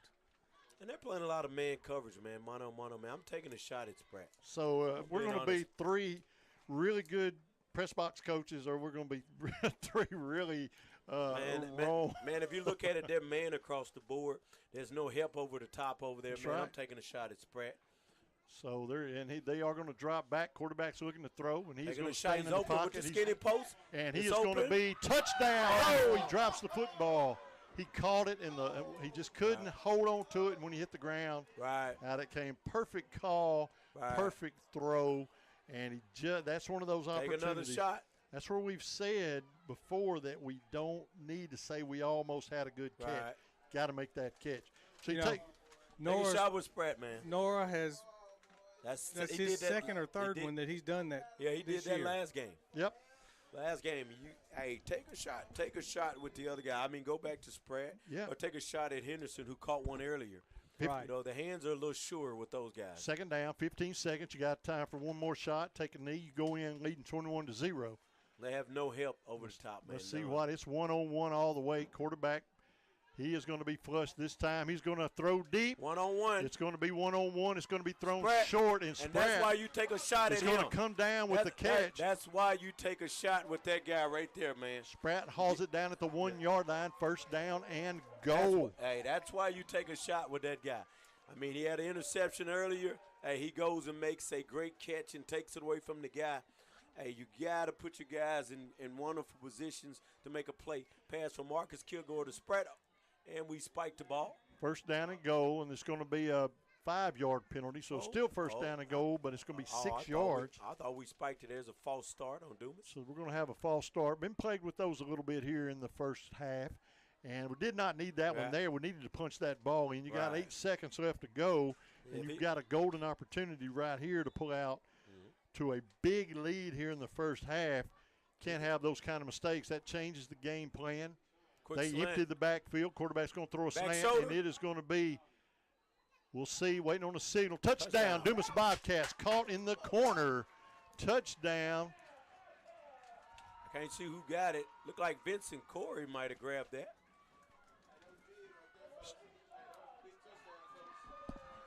So I do believe you are correct. That is Corey. Who was it? That was T-Shawn Henderson, who brings down his second touchdown. I thought it was Corey. Number one, Now that you T-Shawn take a Henderson. closer look, man, he has his second touchdown. So Henderson hauls it down for the touchdown, the fourth of the night thus far for the Bobcats. Number 18's kick is going to wobble and gets over the crossbar. Barely. So the kick is good. Noah Ramirez. Is it Noah or just Noah? No way. No way. No way Ramirez is going to kick it through, and the Bobcats are on top 28-0 with a second left to go here in the first half. What a first half by the Dumas Bobcats, and I'm getting excited about the halftime show because we got some positive stuff to talk about, but we got to get this second off the clock, make it official.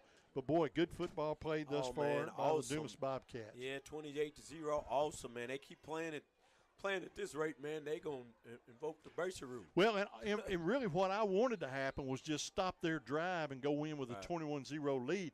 That, to me, is just icing on the cake there because we got to kick the football away, but the way our defense has been playing, that's not scaring me that much. So now you just do a little wobbly pooch kick type deal, and this half is over, and you take a 28-0 lead in the locker room if you're a Dumas Bobcat. So we await the Dumas Family Pharmacy kickoff with a second, just under 2 seconds to play here in the half. Big touchdown drive there by the Dumas Bobcats. So it is going to be a pooch kick. It's going to roll around on the ground, and it's still rolling around on the ground, and they're just going to have to down it. Awesome kick. And so that is going to bring us to the end of the first half of play. But after 2 quarters, Tidwell Field in this. I don't know. The clock didn't start. It should have. He touched it. Yeah, so they're going to leave. They're going to leave them. So they didn't start the clock. Yeah, it looked like they're going to run. They're going to. Yeah, I thought it should have stopped. So that's going to be it. So that is the end of the second quarter. And after a half of play here at Tidwell Field, it is the Dumas Bobcats on top, 28-0. Guys, you don't know how good you know. It feels good to say Bobcats at the half are on top 28-0. Man, that's been a long time coming. What a half. We'll talk about it in a minute. We're going to take a 3-minute timeout. We'll be back with the Barriers 2 Value Halftime Show. Folks, stick around for the halftime show. We're going to have a lot of good info for you. Arkansans have trusted the expert surgical teams at Baptist Health for more than a century. And through the years, we've excelled at surgery that puts the patient first. Heart surgery, orthopedic surgery, neurosurgery, breast cancer surgery, and any surgical challenge you face. At Baptist Health, we put all our effort into perfecting one very particular type of surgery, yours. Learn more at baptist-health.com. Baptist Health, for you, for life. Inks and Threads of Dumas is your printing headquarters. Screen printing, monogramming, and personalization. Inks and Threads is your one-stop shop for t-shirts, banners, caps, bags, athletic wear, and more. Need Bobcat wear? See Inks and Threads today for your spirit shirt and the annual Bobcat Booster Club tee with the signatures of all the senior Bobcat football players. Photo tees are now done in-house by special order. Open Monday through Friday in the front lobby of Southern Starch Dry Cleaners at 720 Meador Drive in Dumas. Inks and Threads makes it personal. The love of football defines fall weekends, and in many homes, our families. But it's a demanding sport that can cause injury. That's why UAMS Health Orthopedics and Sports Medicine is on sidelines and in locker rooms for high schools and colleges across the state, ready to care for athletes with clinics in Central and Northwest Arkansas. UAMS Health, official orthopedics and sports medicine provider for Razorback Athletics and future Razorbacks all over Arkansas. Learn more at uams.health/team. Many surrounding hospitals no longer deliver babies, but Delta Memorial Hospital in Dumas does. Our Delta to Deliver program includes free gifts for mom and baby. We have large, comfortable labor and delivery suites, and we offer personal one-on-one care throughout your delivery with prenatal care on site and at our Delta Health Services. Choose Delta Memorial Hospital for safe, convenient care for you and your baby. Delta Memorial Hospital, care for you close to home. Looking for a college that offers exceptional opportunities close to home?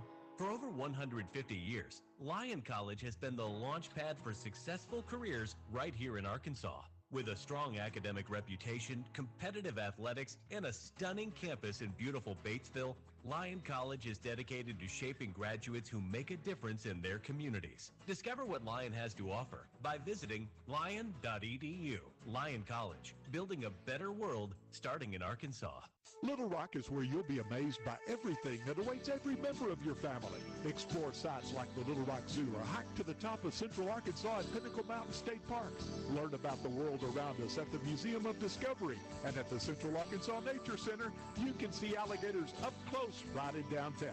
You can tour the Oval Office at the Clinton Presidential Library and walk in the footsteps of civil rights pioneers at historic Central High School. One experience and you'll be big on Little Rock. Learn more at littlerock.com today. And let me find my microphone. I knew it was going to happen someday, Coach McGraw. I got caught eating one of those Kevin Jones Polish dogs from the Dumas Band Booster that concession stand, man. And the way it smells, I might have to send somebody to get me one. Those bad boys are good. They don't just throw together some concession stand food. They cook some really good food. No, Kevin Jones been at it a while, and Bruce Clark before him. Been a lot of folks out there supporting those Band Boosters. Mentioning Bruce Clark, I just mentioned to him that I wanted to take care of my infields on the baseball field and softball field. I show up the other day, and that sucker's out there on a tractor taking care of my business for me. I saw some tilling going on. And I appreciate him greatly. You know, we got some good folks around, and we appreciate all the help and the folks that work behind the scenes for the athletic programs, the other school programs that are not athletic. But there's just a lot of people involved that make kind of make the world go around here in Dumas, and we appreciate all of them. And we appreciate you, the listeners, as well. Big news here tonight at Tidwell Field. Halftime score, Dumas Bobcats 28 and the Barton Bears 0. Didn't expect that, but didn't really know what to expect. But, man, it has been a good half of football for Dumas.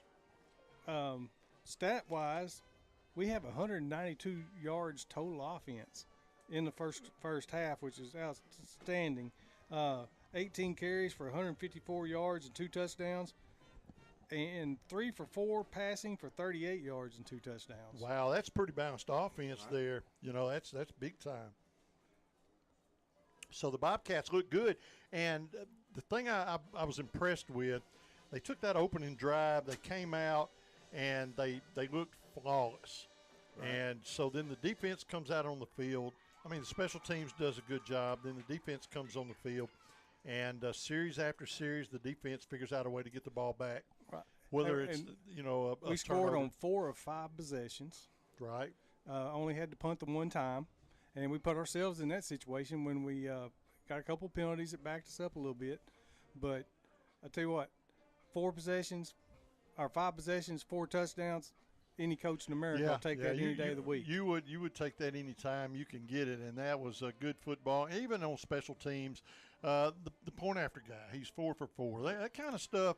Those are points on the scoreboard that mean something. I tell you what, no way is living right because that last one, somebody blew at it and got it to go over the ball. I don't know how it went over that crossbar, but it got itself over, and so that brings us to 28-0. I didn't know what to expect from Barton. We knew they were going to run the ball a lot, but man, our defense has just stepped up and really slowed that run down, and they have faltered on so many drives, and that just reflects on your defense. You're reading it well, containing. You talked about protecting the corners. We gave up some yards a couple times on the corners on the outside, but all in all, the Bobcats have stepped up on defense, made the big stop when they had to make it, and so we have held Barton scoreless here in the first half. Now we got to kick the football away to begin third quarter to Barton, but I think the Bobcats are going to have to do more of the same. Just come out and play solid defense. Coach Treadwell came up with an excellent defensive plan this week, and the kids are executing it. And, you can't ask for any more than that. As long as they're executing your plan and it's working, right. That's a good deal. You stick with it. That's right.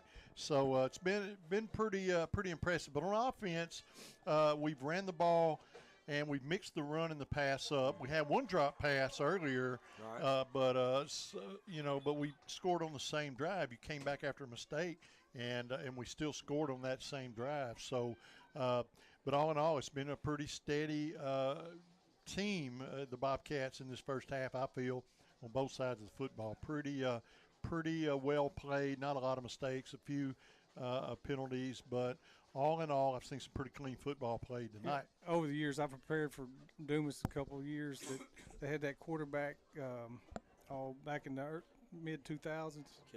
Kendall Council. I tell you what, as a defensive coach, that's a headache. Yeah. Marcus Kilgore gives us that same type of athlete back there where, okay, we can stop this one, but what if he takes off? That's right. Absolutely. And a couple of times he's taken off tonight, and I think he's our leading rusher tonight. Yeah, he's been electric tonight, man. He has Throwing been good. the ball and running the ball. He's done what he's supposed to do. Yeah, that's right. And, that really changes a defensive scheme. They, like I said, you've got to expect him to run every play because, he's capable of it. But at the same time, he's he'll air one out as well. So it's really a balanced offense for the Bobcats. It's been great. Been a good first half. I have thoroughly enjoyed it, and we want to keep this going. And so what do you expect from Barton coming into the second half offensively? What do you think they're going to try to speed things up, maybe throw the ball a little more? You think they're going to stick with their game plan of kind of mixing it up a little bit? I've watched basically a game and a half after watching the junior high. The same coach calls plays. Mm-hmm. I think they're going to stick with what they do.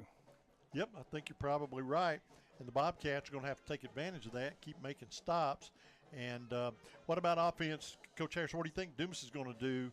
You think we're going to try to open it up a little bit or just keep on keeping on? I almost think that we're going to dance with what's brung us this far. And I think we're going to see a lot more running from the Bobcats. I really do. Yeah, and I agree. I think they're going to come out and kind of stick with what got them this far, running the ball, and then just have to pass when you have to pass, take a couple shots here and there. But, even when you do decide to do a pass play, if the options aren't open, then the option becomes Marcus Kilgore. That's right. And it's been pretty good tonight. So I think they're gonna continue to run the football. I think they're gonna continue to run plays that make safe plays for him, meaning quick little passes or little tunnel screens or quick little post routes.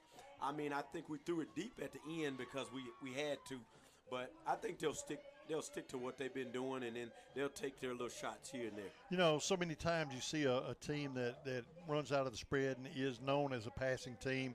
When they're behind in a game, they have to get in kind of a panic mode, and that passing game will make you or break you. You can either get a lot of points quick, but you can go 3 and out really or quick. You can give 6 points back the other way. You can turn it over. Like an old coach says, when you're passing the ball, 3 things happen, 2 of them's bad. 2 of them's bad. That's right.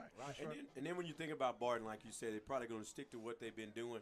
If they just want to try to get close and build some momentum, then they're going to keep running the ball here and there. If they're going to try to play catch up and score in a hurry, then they're going to stick to that shotgun and try to make some plays. But it's been dangerous when you're throwing that football tonight because you got Raylan Spratt and you got those guys lurking. I like back our there. DBs back there. Yeah, I hope they come in and open it up. Yes. I think if they open it up, we get about another pick or two tonight. Here, Raylan thinks this: when the ball's in the air, if I'm playing defense, it's just as much mine as it is yours. And you know how that old, especially since you've been coaching so long, how that old cliche goes. Now we see why you're a DB, but he's not a DB. He's a receiver. Our DBs are receiving core. Yeah, that's so right.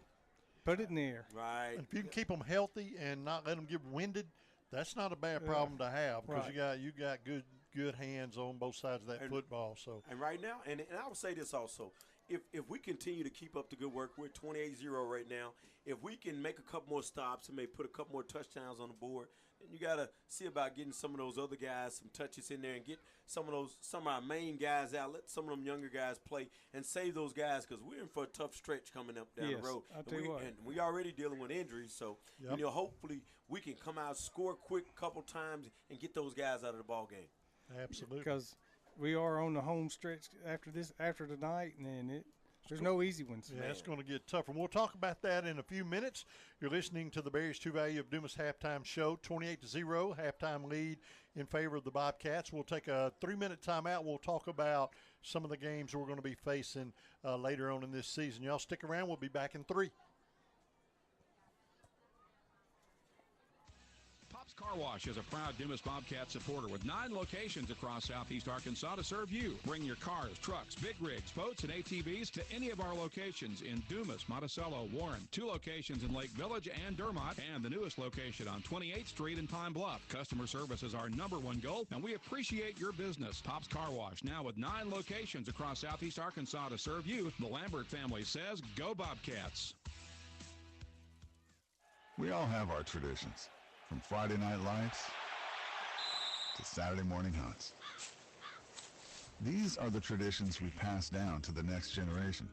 Now, we might have hung up our cleats a long time ago, but come tomorrow morning, we can still put on our camo and hunter orange, because some traditions last a lifetime.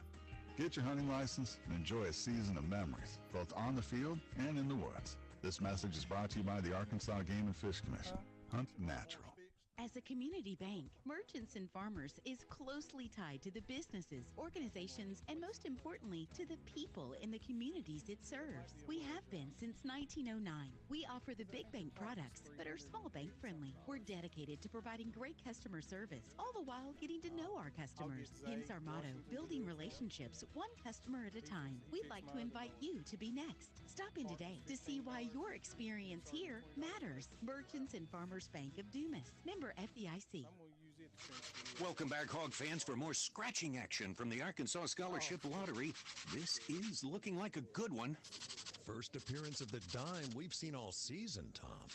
The luck is thick in here tonight. After all that scratching, she's a winner! The Arkansas Scholarship Lottery. Every day's a chance to win big. Pick up a ticket today. This is winning. Call or text 1-800-522-4700 for Problem Gambling Helpline. At H&R Block, we want you to focus on your business while we handle your books. From payroll and bookkeeping to expert tax preparation and advice, we're ready to put our expertise to work for your small business. For the year-round services you need and the one-on-one attention you deserve, partner with H&R Block Business Services. Stop by our office at 395 Highway 65 South in Dumas or give us a call at 870-382-4098 to learn more. At participating offices, services do not include audit, asset, or other services for which a license is required. Arkansans have trusted the expert surgical teams at Baptist Health for more than a century. And through the years, we've excelled at surgery that puts the patient first. Heart surgery, orthopedic surgery, neurosurgery, breast cancer surgery, and any surgical challenge you face. At Baptist Health, we put all our effort into perfecting one very particular type of surgery, yours. Learn more at baptist-health.com. Baptist Health, for you, for life.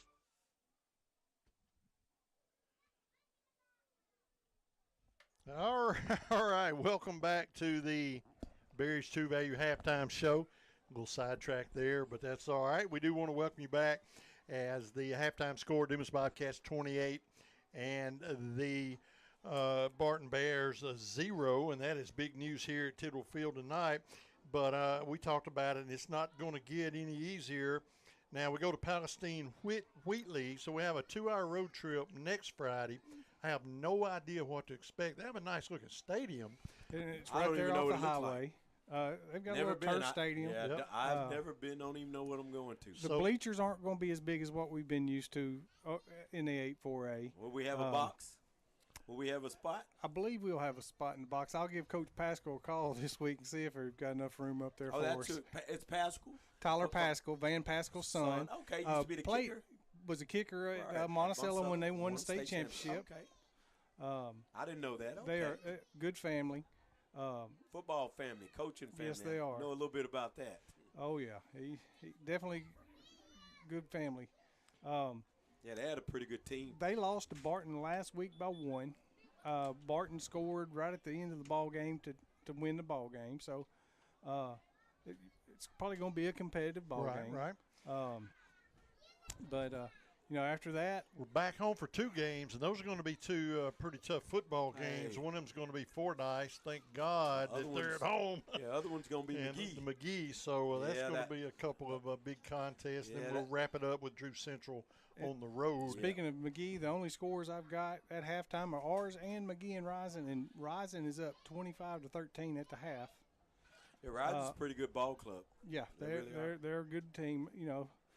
we lost 38-6, but it actually should have been a little less than that. That goes Thank to show you, man. I mean, I met him last week and talked with him and laughed and joked, but man, that just tells you Verena's doing a good job, Yeah, man. To consider absolutely. they were Yeah. what they win one game. They were last year? 3-8 last year. 3-8, and they were 0-5 during this time. And they were 0-7, I believe, when they switched to a run offense.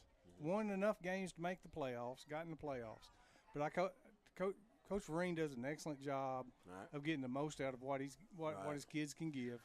He motivates the kids. He's got them fired up. And I tell you what, right now they're a pretty confident football team. Yeah, and if you're down there, you know, and that's where I'm from. If you're down there in Maggie Land, McGee Owls, and you're down there homecoming night, big crowd, and you're running and beating them 25-13, that's pretty good down there because, you know, a couple weeks ago, McGee went down and beat a good DeWitt team in DeWitt. You know, so, you know, that would be a big win for Rising considering what they did last year. Right.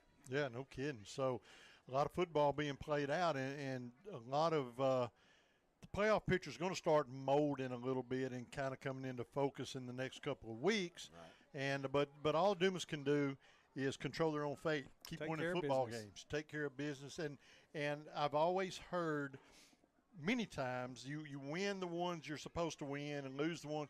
I don't believe you're supposed to lose a game. I believe you take a team like Fordyce coming to Dumas, and I don't think anybody is expecting Dumas to be able to beat Fordyce. However, we haven't played the game yet. Right. And that's why you play the game. Know, on paper, they look unbeatable.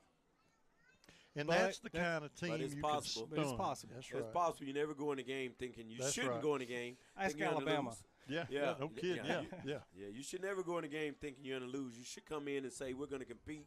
And if you don't come out on the win in the end, I always go with it. They say, Coach Harris, what happened? I say, hey, we almost had them. We just ran out of time. Maybe we ought to just wear a big V on our shirts the night of that game and kind of stand in as a Vanderbilt versus Alabama team. I mean, you never know, you know. So we can't write this season off. But what we want to do is win tonight, go to P-Dub next week and win, go into that game on a two-game winning streak. That's right. Confidence. And confidence. The confidence, right. I'm telling you, confidence is huge with young men. And confidence sky high, and then you get to thinking, you know, what if we go in there 2-0, and what if we get the other quarterback back? What do you do? Because hey, man, I mean he's throwing good those other days, but man, with the way that Kilgore is running the ball and throwing right now, I don't know. I tell you what, Kilgore opens up more options. Now this is just my opinion. Yeah, he opens up a lot more options. He's a little more athletic. Then you make it dangerous because you got to cover spread. Right. And when you cover spread, and especially when he rolls out to the same side, and you don't have that zone coverage, and if it's man to man, you got to make a choice. Yeah. And either choice you pick is going to be bad. And if they do it too early, then it's a little chip pass over to Spratt. If they wait too late, then he's taking off to the races. But the good thing about it, as we'll say, is that, you know, even though he may be coming back, if Marcus Kilgore is playing as good, now it gives us two quarterbacks. That's absolutely You know what I'm saying? And then it gives you, what is the word? It gives you more options. Meaning, okay, if you do keep Kilgore, you do it. If you spread him out, now you put the other quarterback, and now you got those daily options out. And T-Shawn Henderson is 2 touchdowns tonight. That's right. Yeah. He gives us another viable choice. So, man, I'm liking what I'm seeing out of Bobcats. They're lining up to kick off. Yep, and that brings us to the end of the Berries 2 Value Halftime Show. We're just about ready to play football here, as that is going to wrap up the halftime show. We want to thank all of our sponsors. Thank Berries 2 Value for the halftime sponsorship. And the Bobcats have to kick the ball away here in the third quarter. And that rattling paper you hear is one of those nice burgers from down at that Band Booster concession I'm sorry, stand. folks. That's right. I couldn't pass it up. That's some of that burger he made from mowing those yards. Yeah, well, you know, and then Kevin Jones down there in the concession stand fires that grill up before the game, and everybody's like, oh, man, it's like zombies going to a graveyard. You just kind of get drawn over there to that concession stand. And I just noticed the referees pulled them back off the field. Actually, there are no referees. Yeah, that's part of the problem. There's still time left in the warm-up. The teams were lined up to kick the ball away, and the other team was lined up to receive the football, and there were no officials. So refs probably putting on a little bing game, icy hot. Here they come now. So we're going to regroup and try that again, but we do want to thank you for listening to the Bears 2 Value Halftime Show, and we're just about ready for the Dumas Family Pharmacy kickoff. The Bobcats, once again in the third quarter, will be defending the south end zone. We will be kicking the football away to the Barton Bears, so we'll see what we can dial up on defense, see if we can get a big stop and get the ball back in our very capable, potent offense's hands here. And you got to just keep turning that pressure up. You're in big boy football playoff. Pitchers going to come into view in a few games, but right now we're coming off of some losses. We need a win. We need a win at home in front of this home crowd. So it's time to make it happen. So now the Barton Bears are on the football field awaiting the kickoff, and here come the Dumas Bobcats. And I've got to get with the coaches, and I got to coordinate the uniform colors because I put my gold jersey on tonight, right, and I took it off. I said, well, they're probably all going to wear purple, right, and I was wrong. They're all, right. So I got to make a phone call to Coach Lovelady next week and get that all coordinated. But once again, like I said, we're on the road going to PW. Now, what'd you call it, Coach? P-Dub. P-Dub, okay. Palestine Wheatley, P-Dub from now on works for me because I get Palestine and Palestine mixed up, and I don't even know how, but P-Dub is awesome. We got business to take care of here tonight, though, in the second half at Dumas. With a 28-0 lead, the Cats are set to kick the ball away to get third quarter action underway. Kickoff is going to be a low end over end. Hits the ground at the 20. Picked up at the 15. They're looking for a stop there. Thought I heard a whistle, but I didn't. He's going to move the ball up to the 30. Now there's going to be a late flag after the whistle, so we're going to have a dead ball. It's going to be it's always a personal foul, so we don't know what it is, but there is a flag after the whistle, and I don't know. We'll let this get sorted out. I'm not going to speculate, but it is going to be a personal foul against the Bobcats, and that's probably going to be a late hit. So they are going to mark a 15-yard personal foul penalty against the Cats. And that is not really the way we need to start off. But let's just get that mistake out of the way early in the quarter, and let's move on now. That's going to move the ball up to the 45-yard line where Barton will have a first down and 10 to begin the third quarter here. Cats on top, 28-0. And the Dumas Bobcat defense is on the football field.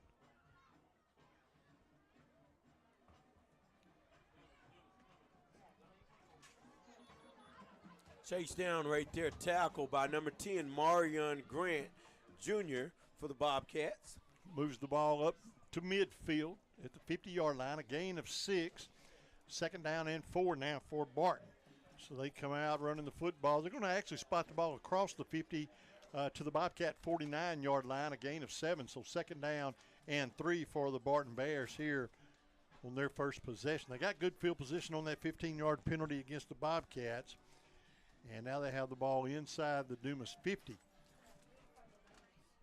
Quarterback works under center, power I formation or I formation, hands off to the third man, looking for a block. He's going to dive forward across the 45, and he's going to get the first down. Looked like a tackle was on there. I see number 4, Deshaun Nora Jr. on the tackle. So they're going to move the chains. First down and 10, moves the ball across the 45 to the Bobcat 44-yard line. And what we need now is to hold them to short gains and let them burn this clock and then make them falter and get the ball back. But let them burn some clock right now, and we need the time flying off of that clock with a 28-0 lead. Just underway here in the third quarter. Welcome back. If you've been gone, shame on you. We're glad you're back. No, just messing with you. We're glad you're with us tonight in this great football game thus far. First down and 10 for the Bears. Ball's at the 44-yard line of the Dumas Bobcats.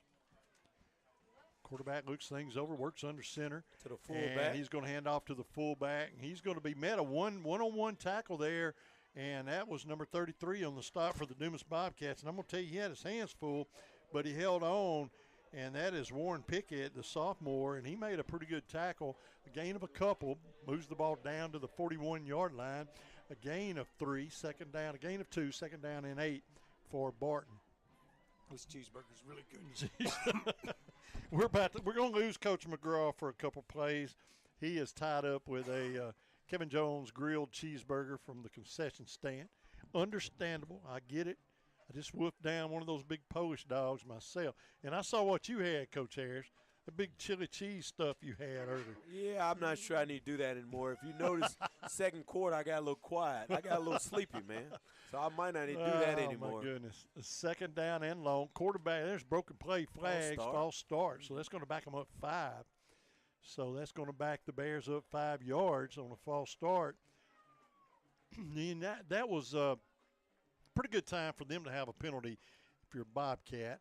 And that backs them up now. It makes it second down and long, but it moves the ball back to the 46-yard line of Dumas, and it's going to bring up second down and 12 for Barton.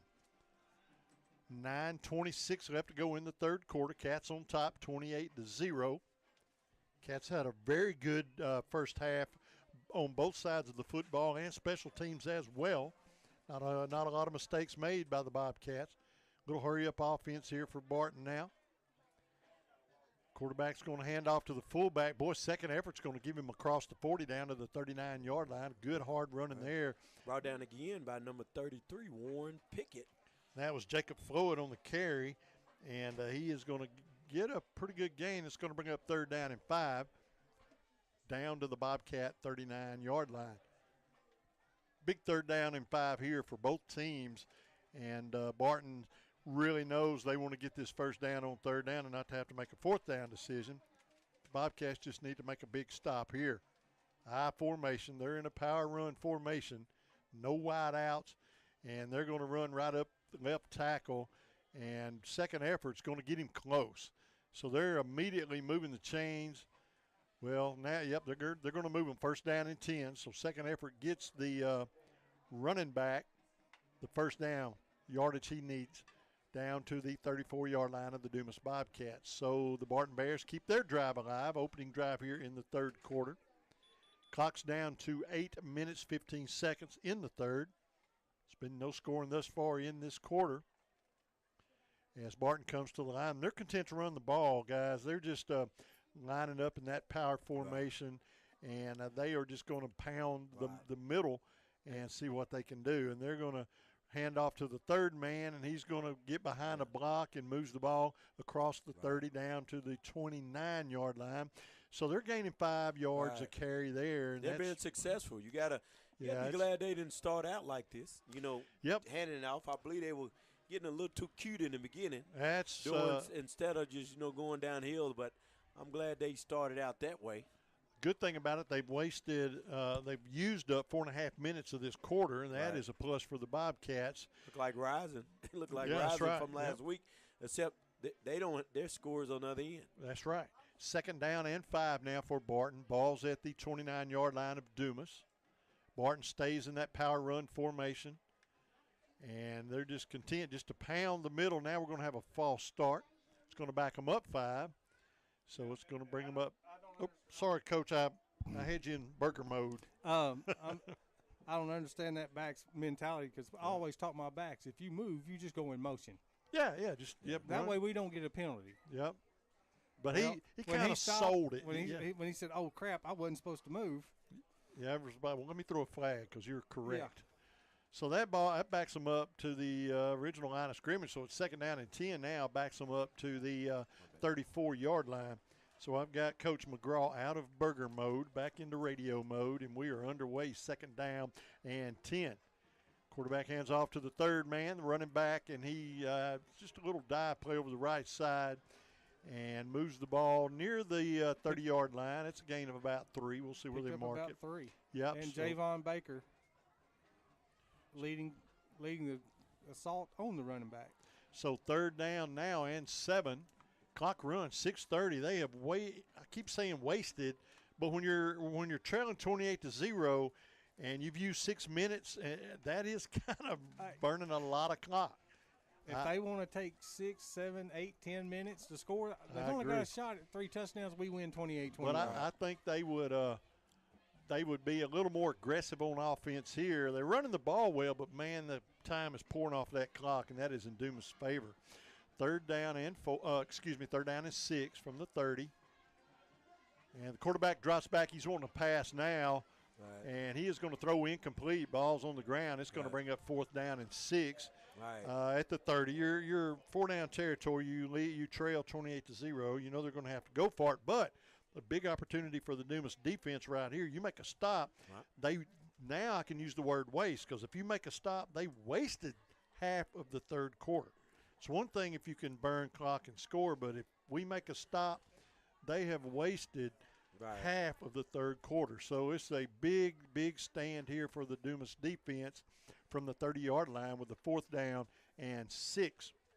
When I look over the way, I hate to say this, they didn't travel too well tonight, did they? They did not. I counted 20 people earlier. Yep, very few people came over. Now there's going to be stoppage of play, and there's going to be a timeout on the field called against the Dumas Bobcats. 4th down and 6 from the Bobcat 30 when we come back in 30 seconds.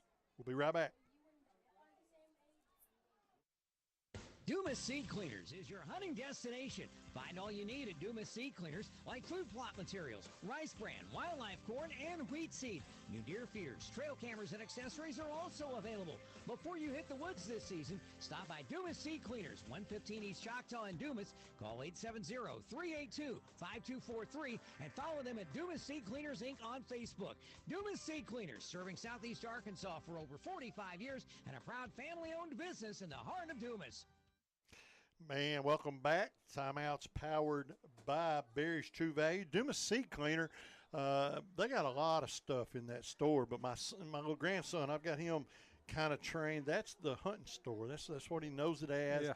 And so he always wants to go to the hunting store because Miss Jan usually hooks him up with a sucker or a Rice Krispie treat or something. So he loves to go see Miss Jan at the hunting store, and we appreciate Dumas Seed Cleaners being on board. Sorry about that, Heath and Rodney, but I'll pay you for the Rice Krispie treat when I see you.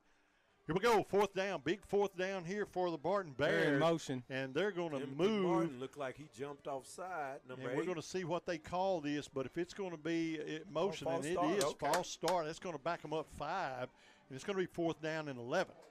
So that is a big, big penalty against the Barton Bears after the Bobcat timeout. Can you call a timeout and ice the offense? I know you iced the kicker, but it looks like he may have iced the quarterback just a little bit, and they couldn't really get on the same page on that play and had a lot of movement. That cost them 5 yards. Now it's 4th down and 11 back at the 35-yard line of the Bobcats. And it's a lot harder to call a play on 4th and 11 than it is 4th and 5. So we're going to find out what they can dig down and come out of their playbook with. Now they're going to split trips to the left side of the field. Quarterback's going to back up in the shotgun. Spread formation. They're going to toss the ball. Quarterback looked like he moved too quick. Yeah, there are flags everywhere. Somebody timeout. So Barton called a timeout. So Barton Bears going to call a timeout with 5:27 left to go in the third quarter. Bobcats on top, 28-0. 4th down and 11 for the Barton Bears. But 4th down and 11 on a offense that's used to running the ball, and they've been, getting 5 or 6 yards on a carry successfully, but that ain't going to get it. Now they've got to get 11. They do or die here on this play, so you force Barton into maybe making a decision that could play into the Bobcats' hands. They're going to have to get 11 yards. Anything 10 yards, not going to get it. They've got to get 11. The Cats know that. You just got to not let that happen. Don't let them cross that line. Yeah, that's right. That's exactly right. So the defense is going to dial something up here, try to get this ball back, because if we do, that is a big stop. We'll talk about how and why here in a minute, but we're going to find out what the Barton Bears are going to do on 4th down and 11 from the Bobcat 35-yard line. And this is a big, big play here for both of these football teams. And let's see what Barton can do, as they're going to stay in that same offense. Now they're going to spread it out, split receivers to the left side of the field. That'll be the strong side, the wide side. They're playing on the far hash mark. This gives them a little playing room over here. Cats are going to have one deep man, and he is going to play in that safety position. Quarterback's going to throw complete, but it is going to be well short of the first down. Well, wait a minute. Yeah, he's short. What a spot, but let's see. It's short. So that should be short, and it's going to be first down Bobcats. So, like I just said, man, you know, they needed 11. 10's not going to get it. And looks like he got about 10. It's close. They give him the first down. So they're going to give him a first down. So they're going to move the chains. First down and 10. Did they signal first down and 10 or Dumas football? Yeah, they signal first down, Barton. So Barton is going to get a really good spot. They should have measured that, I think, since it's on this side of the field. That's one of those situations where you got to do the right thing and you got to bring those chains across. You got to measure that. But he got the 11 he needed officially, and it's another first down and 10. So maybe they've not wasted the entire quarter after all. So fresh set of downs from the 24-yard line. Quarterback now back in that power run formation. Number 10 is going to get the football, trying to bounce it outside, and he should have stayed out there. And he is going to be sacked up at the line of scrimmage, no gain. Second down and 10. We're inside the 4:30 mark, headed down to 4 minutes to go in the third quarter. And Barton's had the football the entire quarter, which any other time just about it you would say, well, man, that's terrible. We've let them. But they burned the entire third quarter thus far and have not scored. That is keeping the Dumas offense ready to go with what they need to do. But we're letting Barton kind of do it to themselves here in the third quarter. They're just burning too much time. Gain of a couple, actually. Second down and 8 for Barton. We're down to 3:40 left to go in the scoreless third quarter. 28-0 is the score, but no one scored here in this quarter. Quarterback hands off to the fullback. He dives forward to the 12-yard line, and he's going to be short of the first down, and it's going to bring up a third down and 2 for the Barton Bears. We're down nearing the 3-minute mark here in the third quarter. So third down and 2 for Barton. Ball's at the 17-yard line of the Dumas Bobcats. Barton's back in that run formation. They feel like they can get these 2 or 3 yards they need for this first down. Been pretty successful on the short run. Fullback, or the third man, gets the handoff, dives forward across the 15. He goes down there, and here we go again. It's going to bring up a fourth down and a yard for Barton. All that does is burns, 10 or 20 seconds more off the clock that Barton really needed to save. And they're not in a hurry. They're huddling up.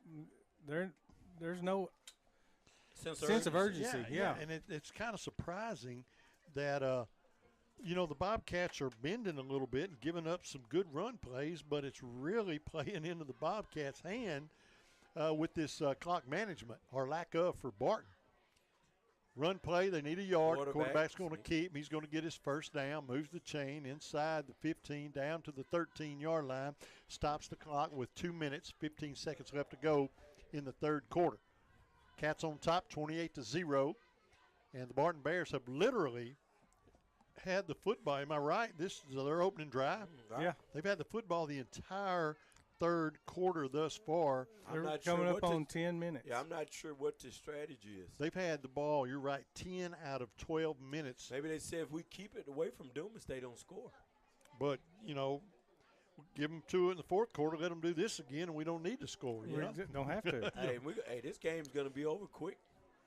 So it is going to be a first down and 10 once again for Barton. They're going to spread it out a little bit, drops back into the shotgun formation, but they're going to run the football over left tackle. Not much doing there. He's brought down by a host of Bobcats, and number 10, Marion Grant, was the first to be there on the tackle. Gain of 2, moves the ball down to the 10-yard line, where it will be second down and 8 with 1:23. And I don't know if I've ever seen a team keep the ball the entire quarter, any quarter, without scoring. So I hope that happens here, because I don't think I've ever seen. I concur. On your opening drive, how do you burn 12 minutes on an opening drive? I guarantee Coach McGraw, in 30 years, he hadn't seen I this haven't either. seen it. I ain't seen this on any spread TV formation. or nothing. Quarterback rolls to his right, looking to throw, looking for the end zone, and it is going to be picked off. Look like they're going to say incomplete, knocked down by the Bobcats. Man, I thought that was a pig. Yeah, Raylan Spratt. Yeah, Raylan Spratt just has a nose for the football, man. Man, he does. So that's going to stop the clock. It's going to be third down. We're inside a minute to play. And kind of shocking that, they drove the ball down the field, running it that far, and then they decide to throw go the ball. with a pass like that.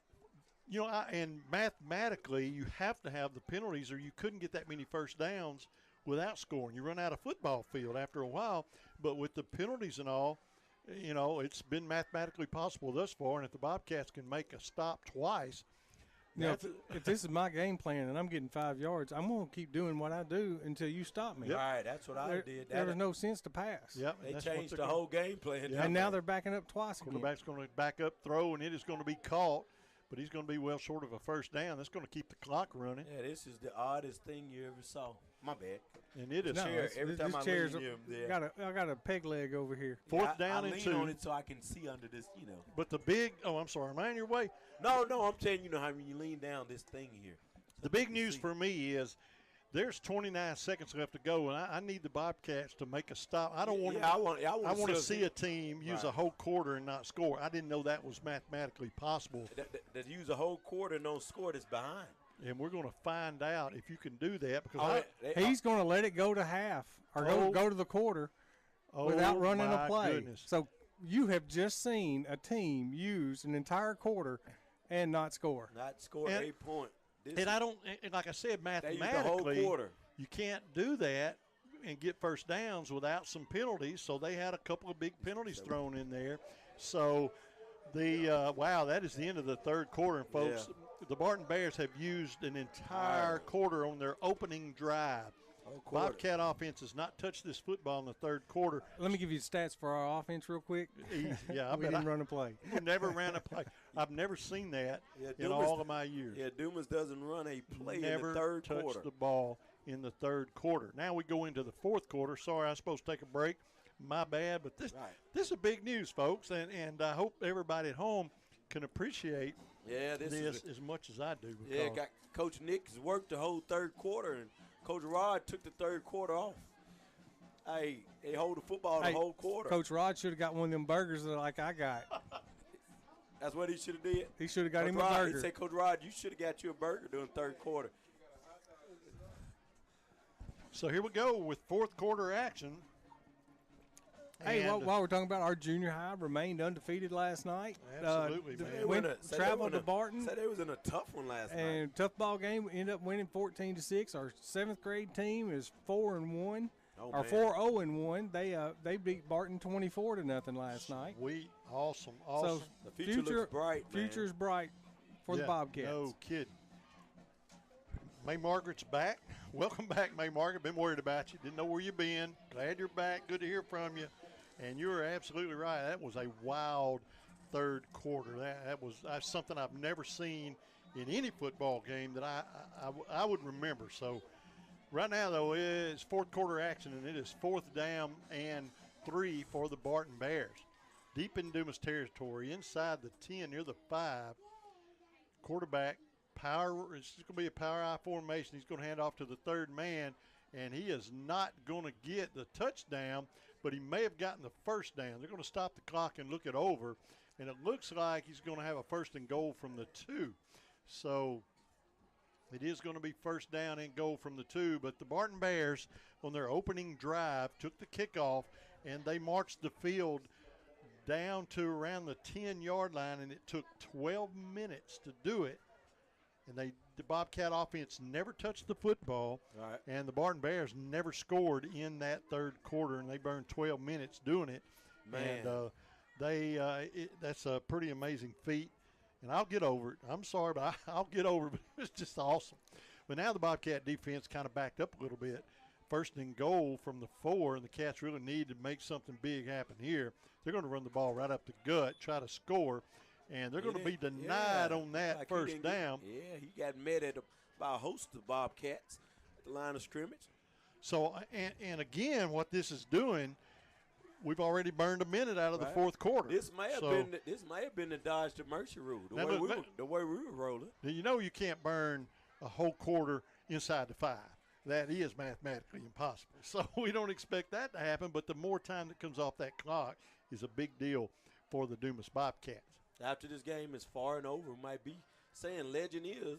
Yep. Barton is still on the drive on the football field. That's right. You know, they're still driving down the field. Second down and goal now for the Bears.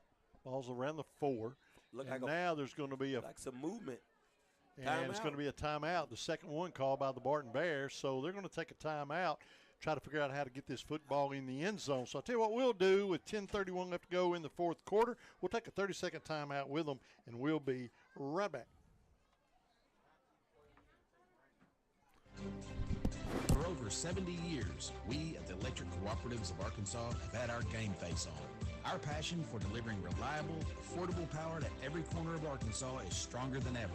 And with 17 electric distribution cooperatives, we cover more than 60% of Arkansas. That's power to more than 500,000 homes, farms, businesses, winter, spring, summer, and cool fall football Friday nights. The Electric Cooperatives of Arkansas, powering the thrill of Friday night lights.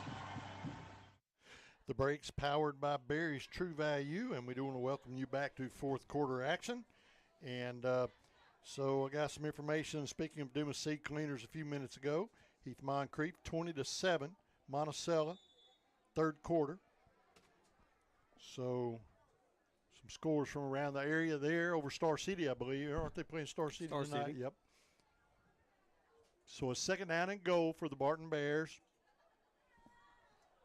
Quarterback is going to take the hands off to the third man, and he is going to be hit. No signal. He's going to get the ball down to the 1, and it is going to bring up a third down and goal, so still no score. And for the record, 2 minutes have been burned out of the fourth quarter, so they burned 14 minutes of a football game in the second half, keeping the Bobcats from touching the football and yet to score. So I'm just hung up on that. I know I'll get over it, but it's just the coolest thing I've ever seen as a Bobcat fan, leading 28-0. So it's third down and goal. We'll see if we can get some penetration in the backfield. That would be huge. And that is exactly what happens. They get stacked up, and no signal. Boy, they're going to be close, but there's no signal for a touchdown. And now they're going to signal a touchdown. So, man, the latest signal in the world, the line judge never did call it, but Barton Bears are going to get into the end zone. And it took them exactly that 9:40, so 14 minutes, 20 seconds. 14 minutes and 20 seconds of the second half to score a touchdown. Now we await the point after. And kicker is ready to go.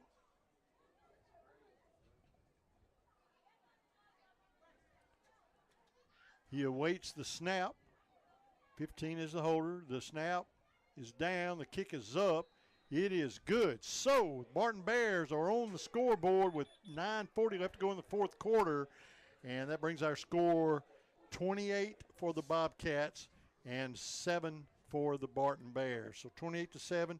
Now the Dumas Bobcats really need to get their offense on the field and kind of answer and see, hey, look, we've been challenged. Let's see if we can finish this game out, keep the football on our offense, and top it off with a score.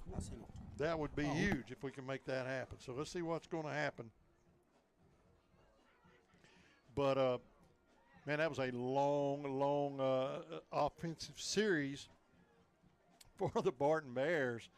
And they marched that ball all the way down the field and had to go into the fourth quarter to get the score. But they do get on the board, and it is now 28-7 in favor of Dumas. So 28-7 in favor of the Dumas Bobcats.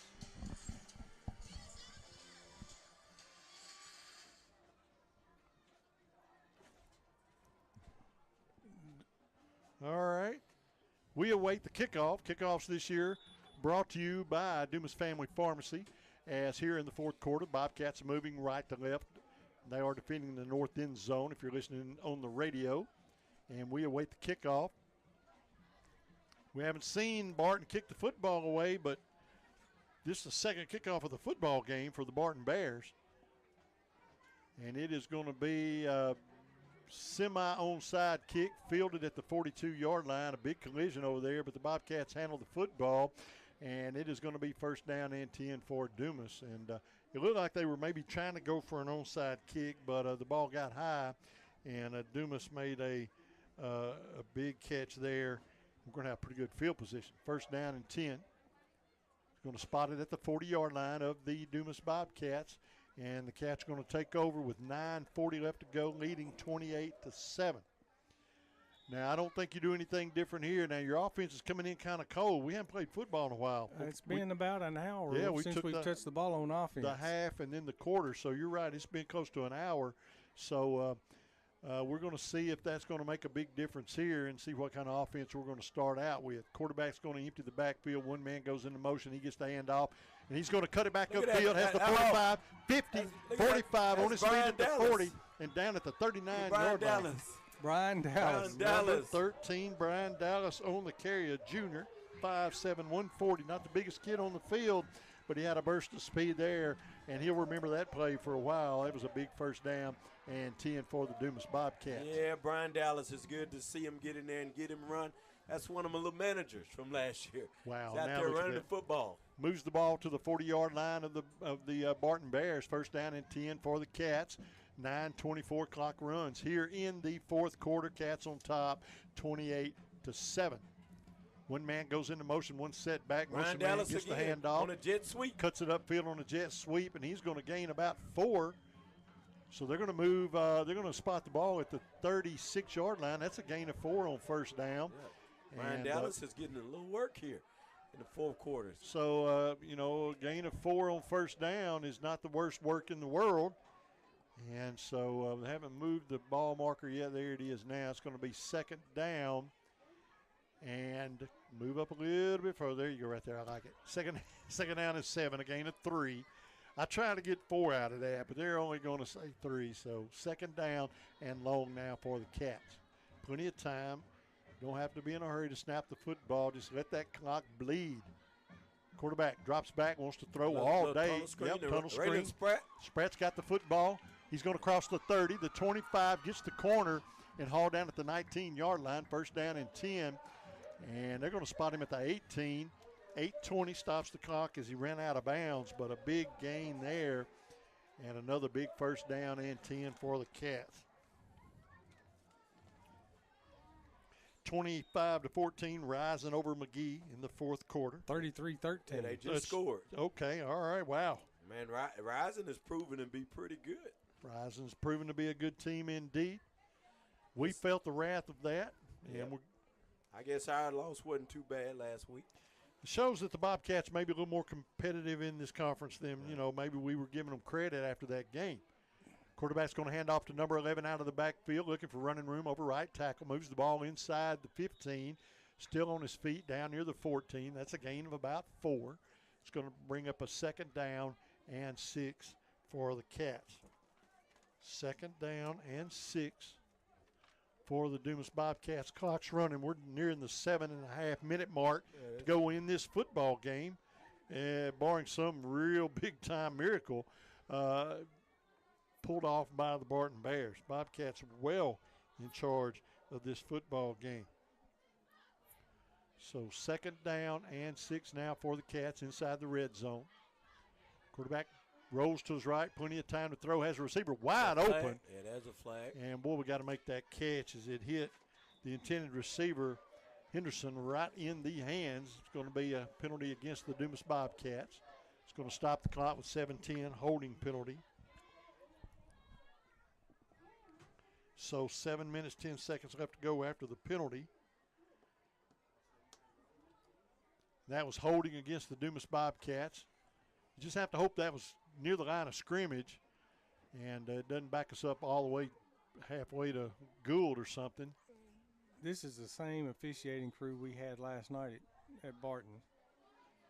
So that's going to back the Bobcats up to the 24-yard line. Second down and 16? About 16 yards, that's right. Just under 7 minutes to play, 28-7 in favor of Dumas. Quarterback brings his team to set. Number 11 is in the backfield. That is Moore.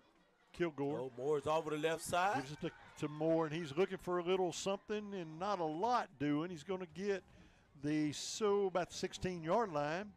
So decent gain on the play. It's going to bring up third down and long now for the Bobcats. Clock runs. We're inside the 6:30 mark here tonight, this football game. It's been pretty much all Dumas Bobcats tonight. Except for the third quarter. Except for the third. I can't get over the third quarter. That 14-minute and 20 seconds to score a scoring drive. And there's only 12 minutes in a quarter, folks. If you're wondering how we got 14 minutes, they had to go 2 minutes in to the fourth quarter, and that was just insane. Third down now and 8 for the Dumas Bobcats. Number 1 goes into motion. Braylon Quarterback's Spratt. going to throw to Spratt. Spratt's going to break a tackle. Still on his feet, looking for first down yardage. He got the first. We're going to see where they spot it, but it looks like he's going to have first down yardage, and they're going to mark it. They're going to mark it fourth down and about an inch, fourth down in the yard officially, but this should be measured. This is the second one that's been fourth down and inside a yard, and I really wish the coach would call the chains over, have this measured, and because I believe that would be a first down. And this is fourth down, so second down in a foot may not matter. But this is fourth down in the foot. You have to call over and have this measured to see if you indeed got the first down, because this is fourth down. It's not going to happen. It's going to be fourth down and 1 officially. Out of the spread formation, quarterback's going to keep. Little quarterback draw. He's going to get the first down. He has the 5, fighting for the end zone. Can't get there, but he's going to fumble the foot. But he fumbled it out of bounds. So it's going at the 1 yard line where it will be first down and goal. Bobcats can nail this coffin shut with a score. Oh, no. Reggie Hall, that is a horrible call. So that's Thomas. Thomas Hall, my bad. So sorry, Reggie. How did Barton get the football when the Bobcats came up with it? He came up off the ground with the football. And I think I'm going to have to teach Coach Lovelady how to lose his cool, because I can do it. I can throw a fit. And sometimes you just got to come unglued. Well, with 5 minutes, guys, we may not touch the ball again. Yeah, I totally agree. 5 minutes and 2 seconds left to go in this football game, and the way they played that quarter, you're right. We may not see the football we again. might not touch it again the next Friday. So we're going to find out what Barton has to offer now. So one or two things are going to happen. Like you said, they're going to burn the rest of the game, or they're going to have to get into let's go mode, and that could cause some big mistakes. They're fixing to get in a stack eye. That guy wants this ball game over. Yep, he's done, and I think he wants to regroup. They're in that running power eye, stack eye type deal formation, and they're going to be content to just run this football and let more of the clock run. And I don't see any argument from the Dumas coaching staff. No, you just want that win. Yeah, just get that win. Win is a win. Win by 20, win by 1 still counts as a win. Yes, it does. So it's a gain of 1, gain of 2 on the play. Second down and 8. Ball's moved up to the 22-yard line. Clock's inside the 4:30 mark. And this is the most conservative football I have ever seen played by a team trailing in a conference football game.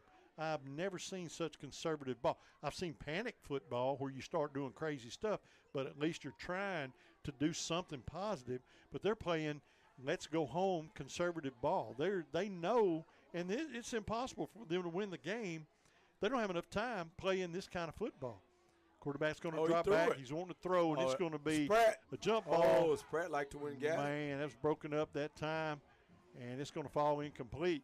Man, Spratt has pretty good ball skills. So that's going to bring up a third down and 8. Stops the clock, 4 minutes, 2 seconds left. But now you just kind of, drop back and just kind of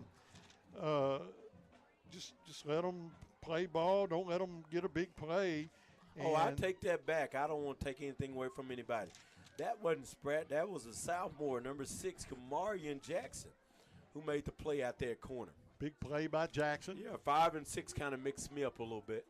Third down and 8. Hey, you get older. Yeah, it'll happen. And you're supposed to be correcting me. Right. I said Spratt, then I look over there on the sideline and see number 5. They're going to throw again. Quarterback's going to try to throw, flushed out of the pocket. Now he's got to tuck and run. And, boy, he's going to be dropped maybe a gain of a yard or so up to the 22. That's about it. And it's going to bring up a quick fourth down for the Barton Bears. Yeah, we may touch the ball again. 3:45, that clock's running. Cats on top 28-7. And this has been an interesting fourth quarter, to say the least. A lot of things happening. I thought the Bobcats had recovered that fumble. Nothing doing there. Really didn't matter. But I see Barton trying to open things up just a little bit and throw the football, but they have not had a lot of success doing that here late in this football game.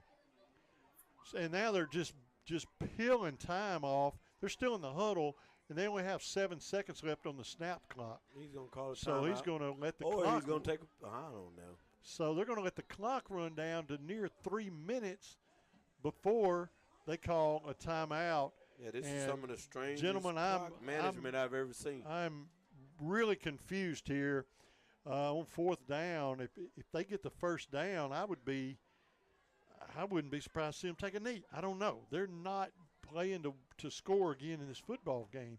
Never seen such conservative play. And I'm not knocking anybody or any coaching or anything. It's just so interesting and so unusual. Well, if I ever get back into coaching and you see me do that, I'm coming down. Just there. fire me. Yeah, I'm just we're going to take a 7-minute timeout because that's how long it's going to take me to walk down those bleachers and get Coach McGraw real good and get back up here. So, but no kidding, and it's just they're like the let's live to play another day type deal, and no aggression really. And even the passing play, it's just been short stuff. Take a shot, but now it's 4th down. You got to get these 8 yards or it's going to all be elementary. So it's not going to matter. So they got to get 8 yards with 3 minutes, 6 seconds left to go in the football game to do anything. So if they don't get these 8 yards, none of it matters. And the Bobcats are going to be able to win this game without a lot of effort here in the second half on offense anyway. So now they're going to punt. Yep, 4th down. Now he's going to drop back. He's going to throw, and he's going to throw a post, and it's going to be broken up and incomplete. And this ball is going over on downs, and that was Jackson on the defense, I do believe. And it's going over on downs to the Dumas Bobcats, 1st down and 10 for Dumas. So the Bobcats now are definitely just sitting in the driver's seat now, and all you've got to do is just finish out these couple of minutes here. 3 minutes left to go in this football game. Bobcats on top, 28-7. Now, I would like to see the Bobcats make a statement. Hey, if you guys aren't going to play offense here in the second half, we'll play offense. Let's make something happen. We got 3 minutes. Hey, we're fixing to have our second possession of the ball game. Of the entire second half. Yeah, that's insane. Second look possession. at spread down here on the sideline. Look how deep he is on the sideline, but the ref down here. He is right by the sideline. Quarterback's just going to be content to hand off. I believe that's number 30. Number 30. He's going to move the ball inside the 20, and let's get a number on number 30. Pretty good run there, and that is going to be McKenzie, looks like. Gene McKenzie, number 30. That's my other manager. Yep, Gene McKenzie. He's going to get him a couple of yards, 2nd down and 8. Coming out. Gene McKenzie. Have to give it up. My 2 managers with runs today. Get your yards and come on out of there, brother. 2:20 clock runs. Cats on top, 28-7. 2nd down and 8. Ball's at the 20-yard line of the Barton Bears. Now Dumas obviously. Now you got Jeremiah Miles back there. And you're not going to be in any hurry to snap the ball. And that's scary because Jeremiah's got some wheels. So let's see what's going to happen here with a 2nd down and long. Miles in the football game. And Miles is going to get the handoff. He's going to hold on to it. Look at Miles. Gets the corner. Miles is going to have the 15, the 10. And he's going down at the 10. Miles was running that ball hard, wasn't he, man? He was hooked up. Thought there might have been a face mask penalty. Nothing doing there. They're going to mark him at the 10, move the sticks, and it's 1st down and goal. You got to think with two of them, with Miles and McKenzie, somebody's about to get a touchdown. Minute 41, and it is going to be 1st down and goal. Well, actually, it's 1st down and 10 from the 12. And when Miles trying to get that touchdown, he may disregard the whole wherever he's supposed to go. Yeah, I'm going. Hey, he's probably a swing wide if it's not there. 1st Give and me 10. my chance, Coach. That's right. I'm taking it to the house. I'm going. Let's see what old Jeremiah do. Look at Miles. Miles gets the handoff, finds a little gap, still on his feet, gets inside the 10, down to the 9-yard line. It's going to be 3rd down. They're working to get him one. So it's going to bring up a 3rd down. Clock runs. We're moving inside the 1-minute mark. Bobcats going to get a huge victory here tonight at home in this new 8-3-8 conference. that the Bobcats are playing in. They're going to mark the ball at the 9, 2nd down and 7. And we're inside a minute, a couple more snaps. Boy, you could really top this game off. It's like putting a big old scoop of ice cream on top of that apple pie if we can get a touchdown right here. Yeah. And I don't really like ice cream on my apple pie, but you get the point anyway. So we're going to see what can happen as we're inside the 38-second mark. This probably be our last play here. 2nd down. Oh. Quarterback's going to have to keep broken play. Don't run out of bounds. And he's going to step out of bounds to stop the clock because they're wanting to score. Don't stop the clock, but it looks like that's what they're wanting to do. They're wanting to get another touchdown on the board. Probably Lovelady's going to tell them to take a knee. And yep, he just gave him the signal. Let's take a knee and get this ball game over with. Don't get anybody hurt on a cheap little play. That's right. So the Bobcats, 25 seconds on the game clock, 33 seconds on the snap clock. So all we're going to do is take a knee, get this thing inside 25 seconds, take the snap, take a knee, and all you got to do is stand there and watch that clock bleed time. And, man, what a win. 28-7 is your final in favor of your Dumas Bobcats. So the Cats win a bizarre third quarter. The Barton Bears had the football the entire third quarter, and the Bobcats never touched the ball. And the Barton Bears had to score in the fourth quarter, their only touchdown, but the Bobcats win 28-7. We're going to take a 2-minute timeout. We'll be back with the Delta Memorial Hospital Delta Health Services postgame show in 2 minutes. Are you tired of feeling like just another number? At First Natural State Bank, we believe banking should be personal. For 50 years, we've been proud to serve the Shea County, where our decisions are made by people you know, not by some distant corporate office. That's what we call banking the natural way. Whether you're around the corner or miles away, we're here for you. Visit any of our 3 convenient locations. Give us a call at 870-222-3880 or connect with us online at fnsbank.com. You can even find us on Facebook. Just search FNS Bank. First Natural State Bank, celebrating 50 years of community first banking. Member FDIC. Your business is up against a lot of things these days. Inflation cost, workforce issues, federal overreach. The list of things keeping you up at night keeps getting longer. The Arkansas State Chamber Associated Industries of Arkansas is here to help. We are constantly working to improve the business climate and make Arkansas as competitive as possible. The Arkansas State Chamber Associated Industries of Arkansas works tirelessly for your business so you can rest easy. Join us today. Looking for a charming spot to start your day or savor a hearty lunch? Look no further than Pick and Store and Restaurant. Start your Saturday mornings with mouthwatering breakfast selections like crispy bacon, fluffy pancakes, and delicious biscuits and gravy. They even have chocolate gravy. If you're there for lunch, check out Pickin's fresh raised beef burgers, sandwiches, and salads. Plate lunches are available Monday through Friday, and find all your favorites like meatloaf, fried catfish, and smoked chicken. Be sure to leave room for their homemade desserts like coconut pie, chocolate pie, bread pudding, and more. Pick and Store and Restaurant, 122 Pickens Road in Pickens. When you share the story of your summer vacation, will people lean in or tune out? When you tell them you spent one morning in a 4-story treehouse and that afternoon at the world's largest indoor Tesla coil, you'll have their attention.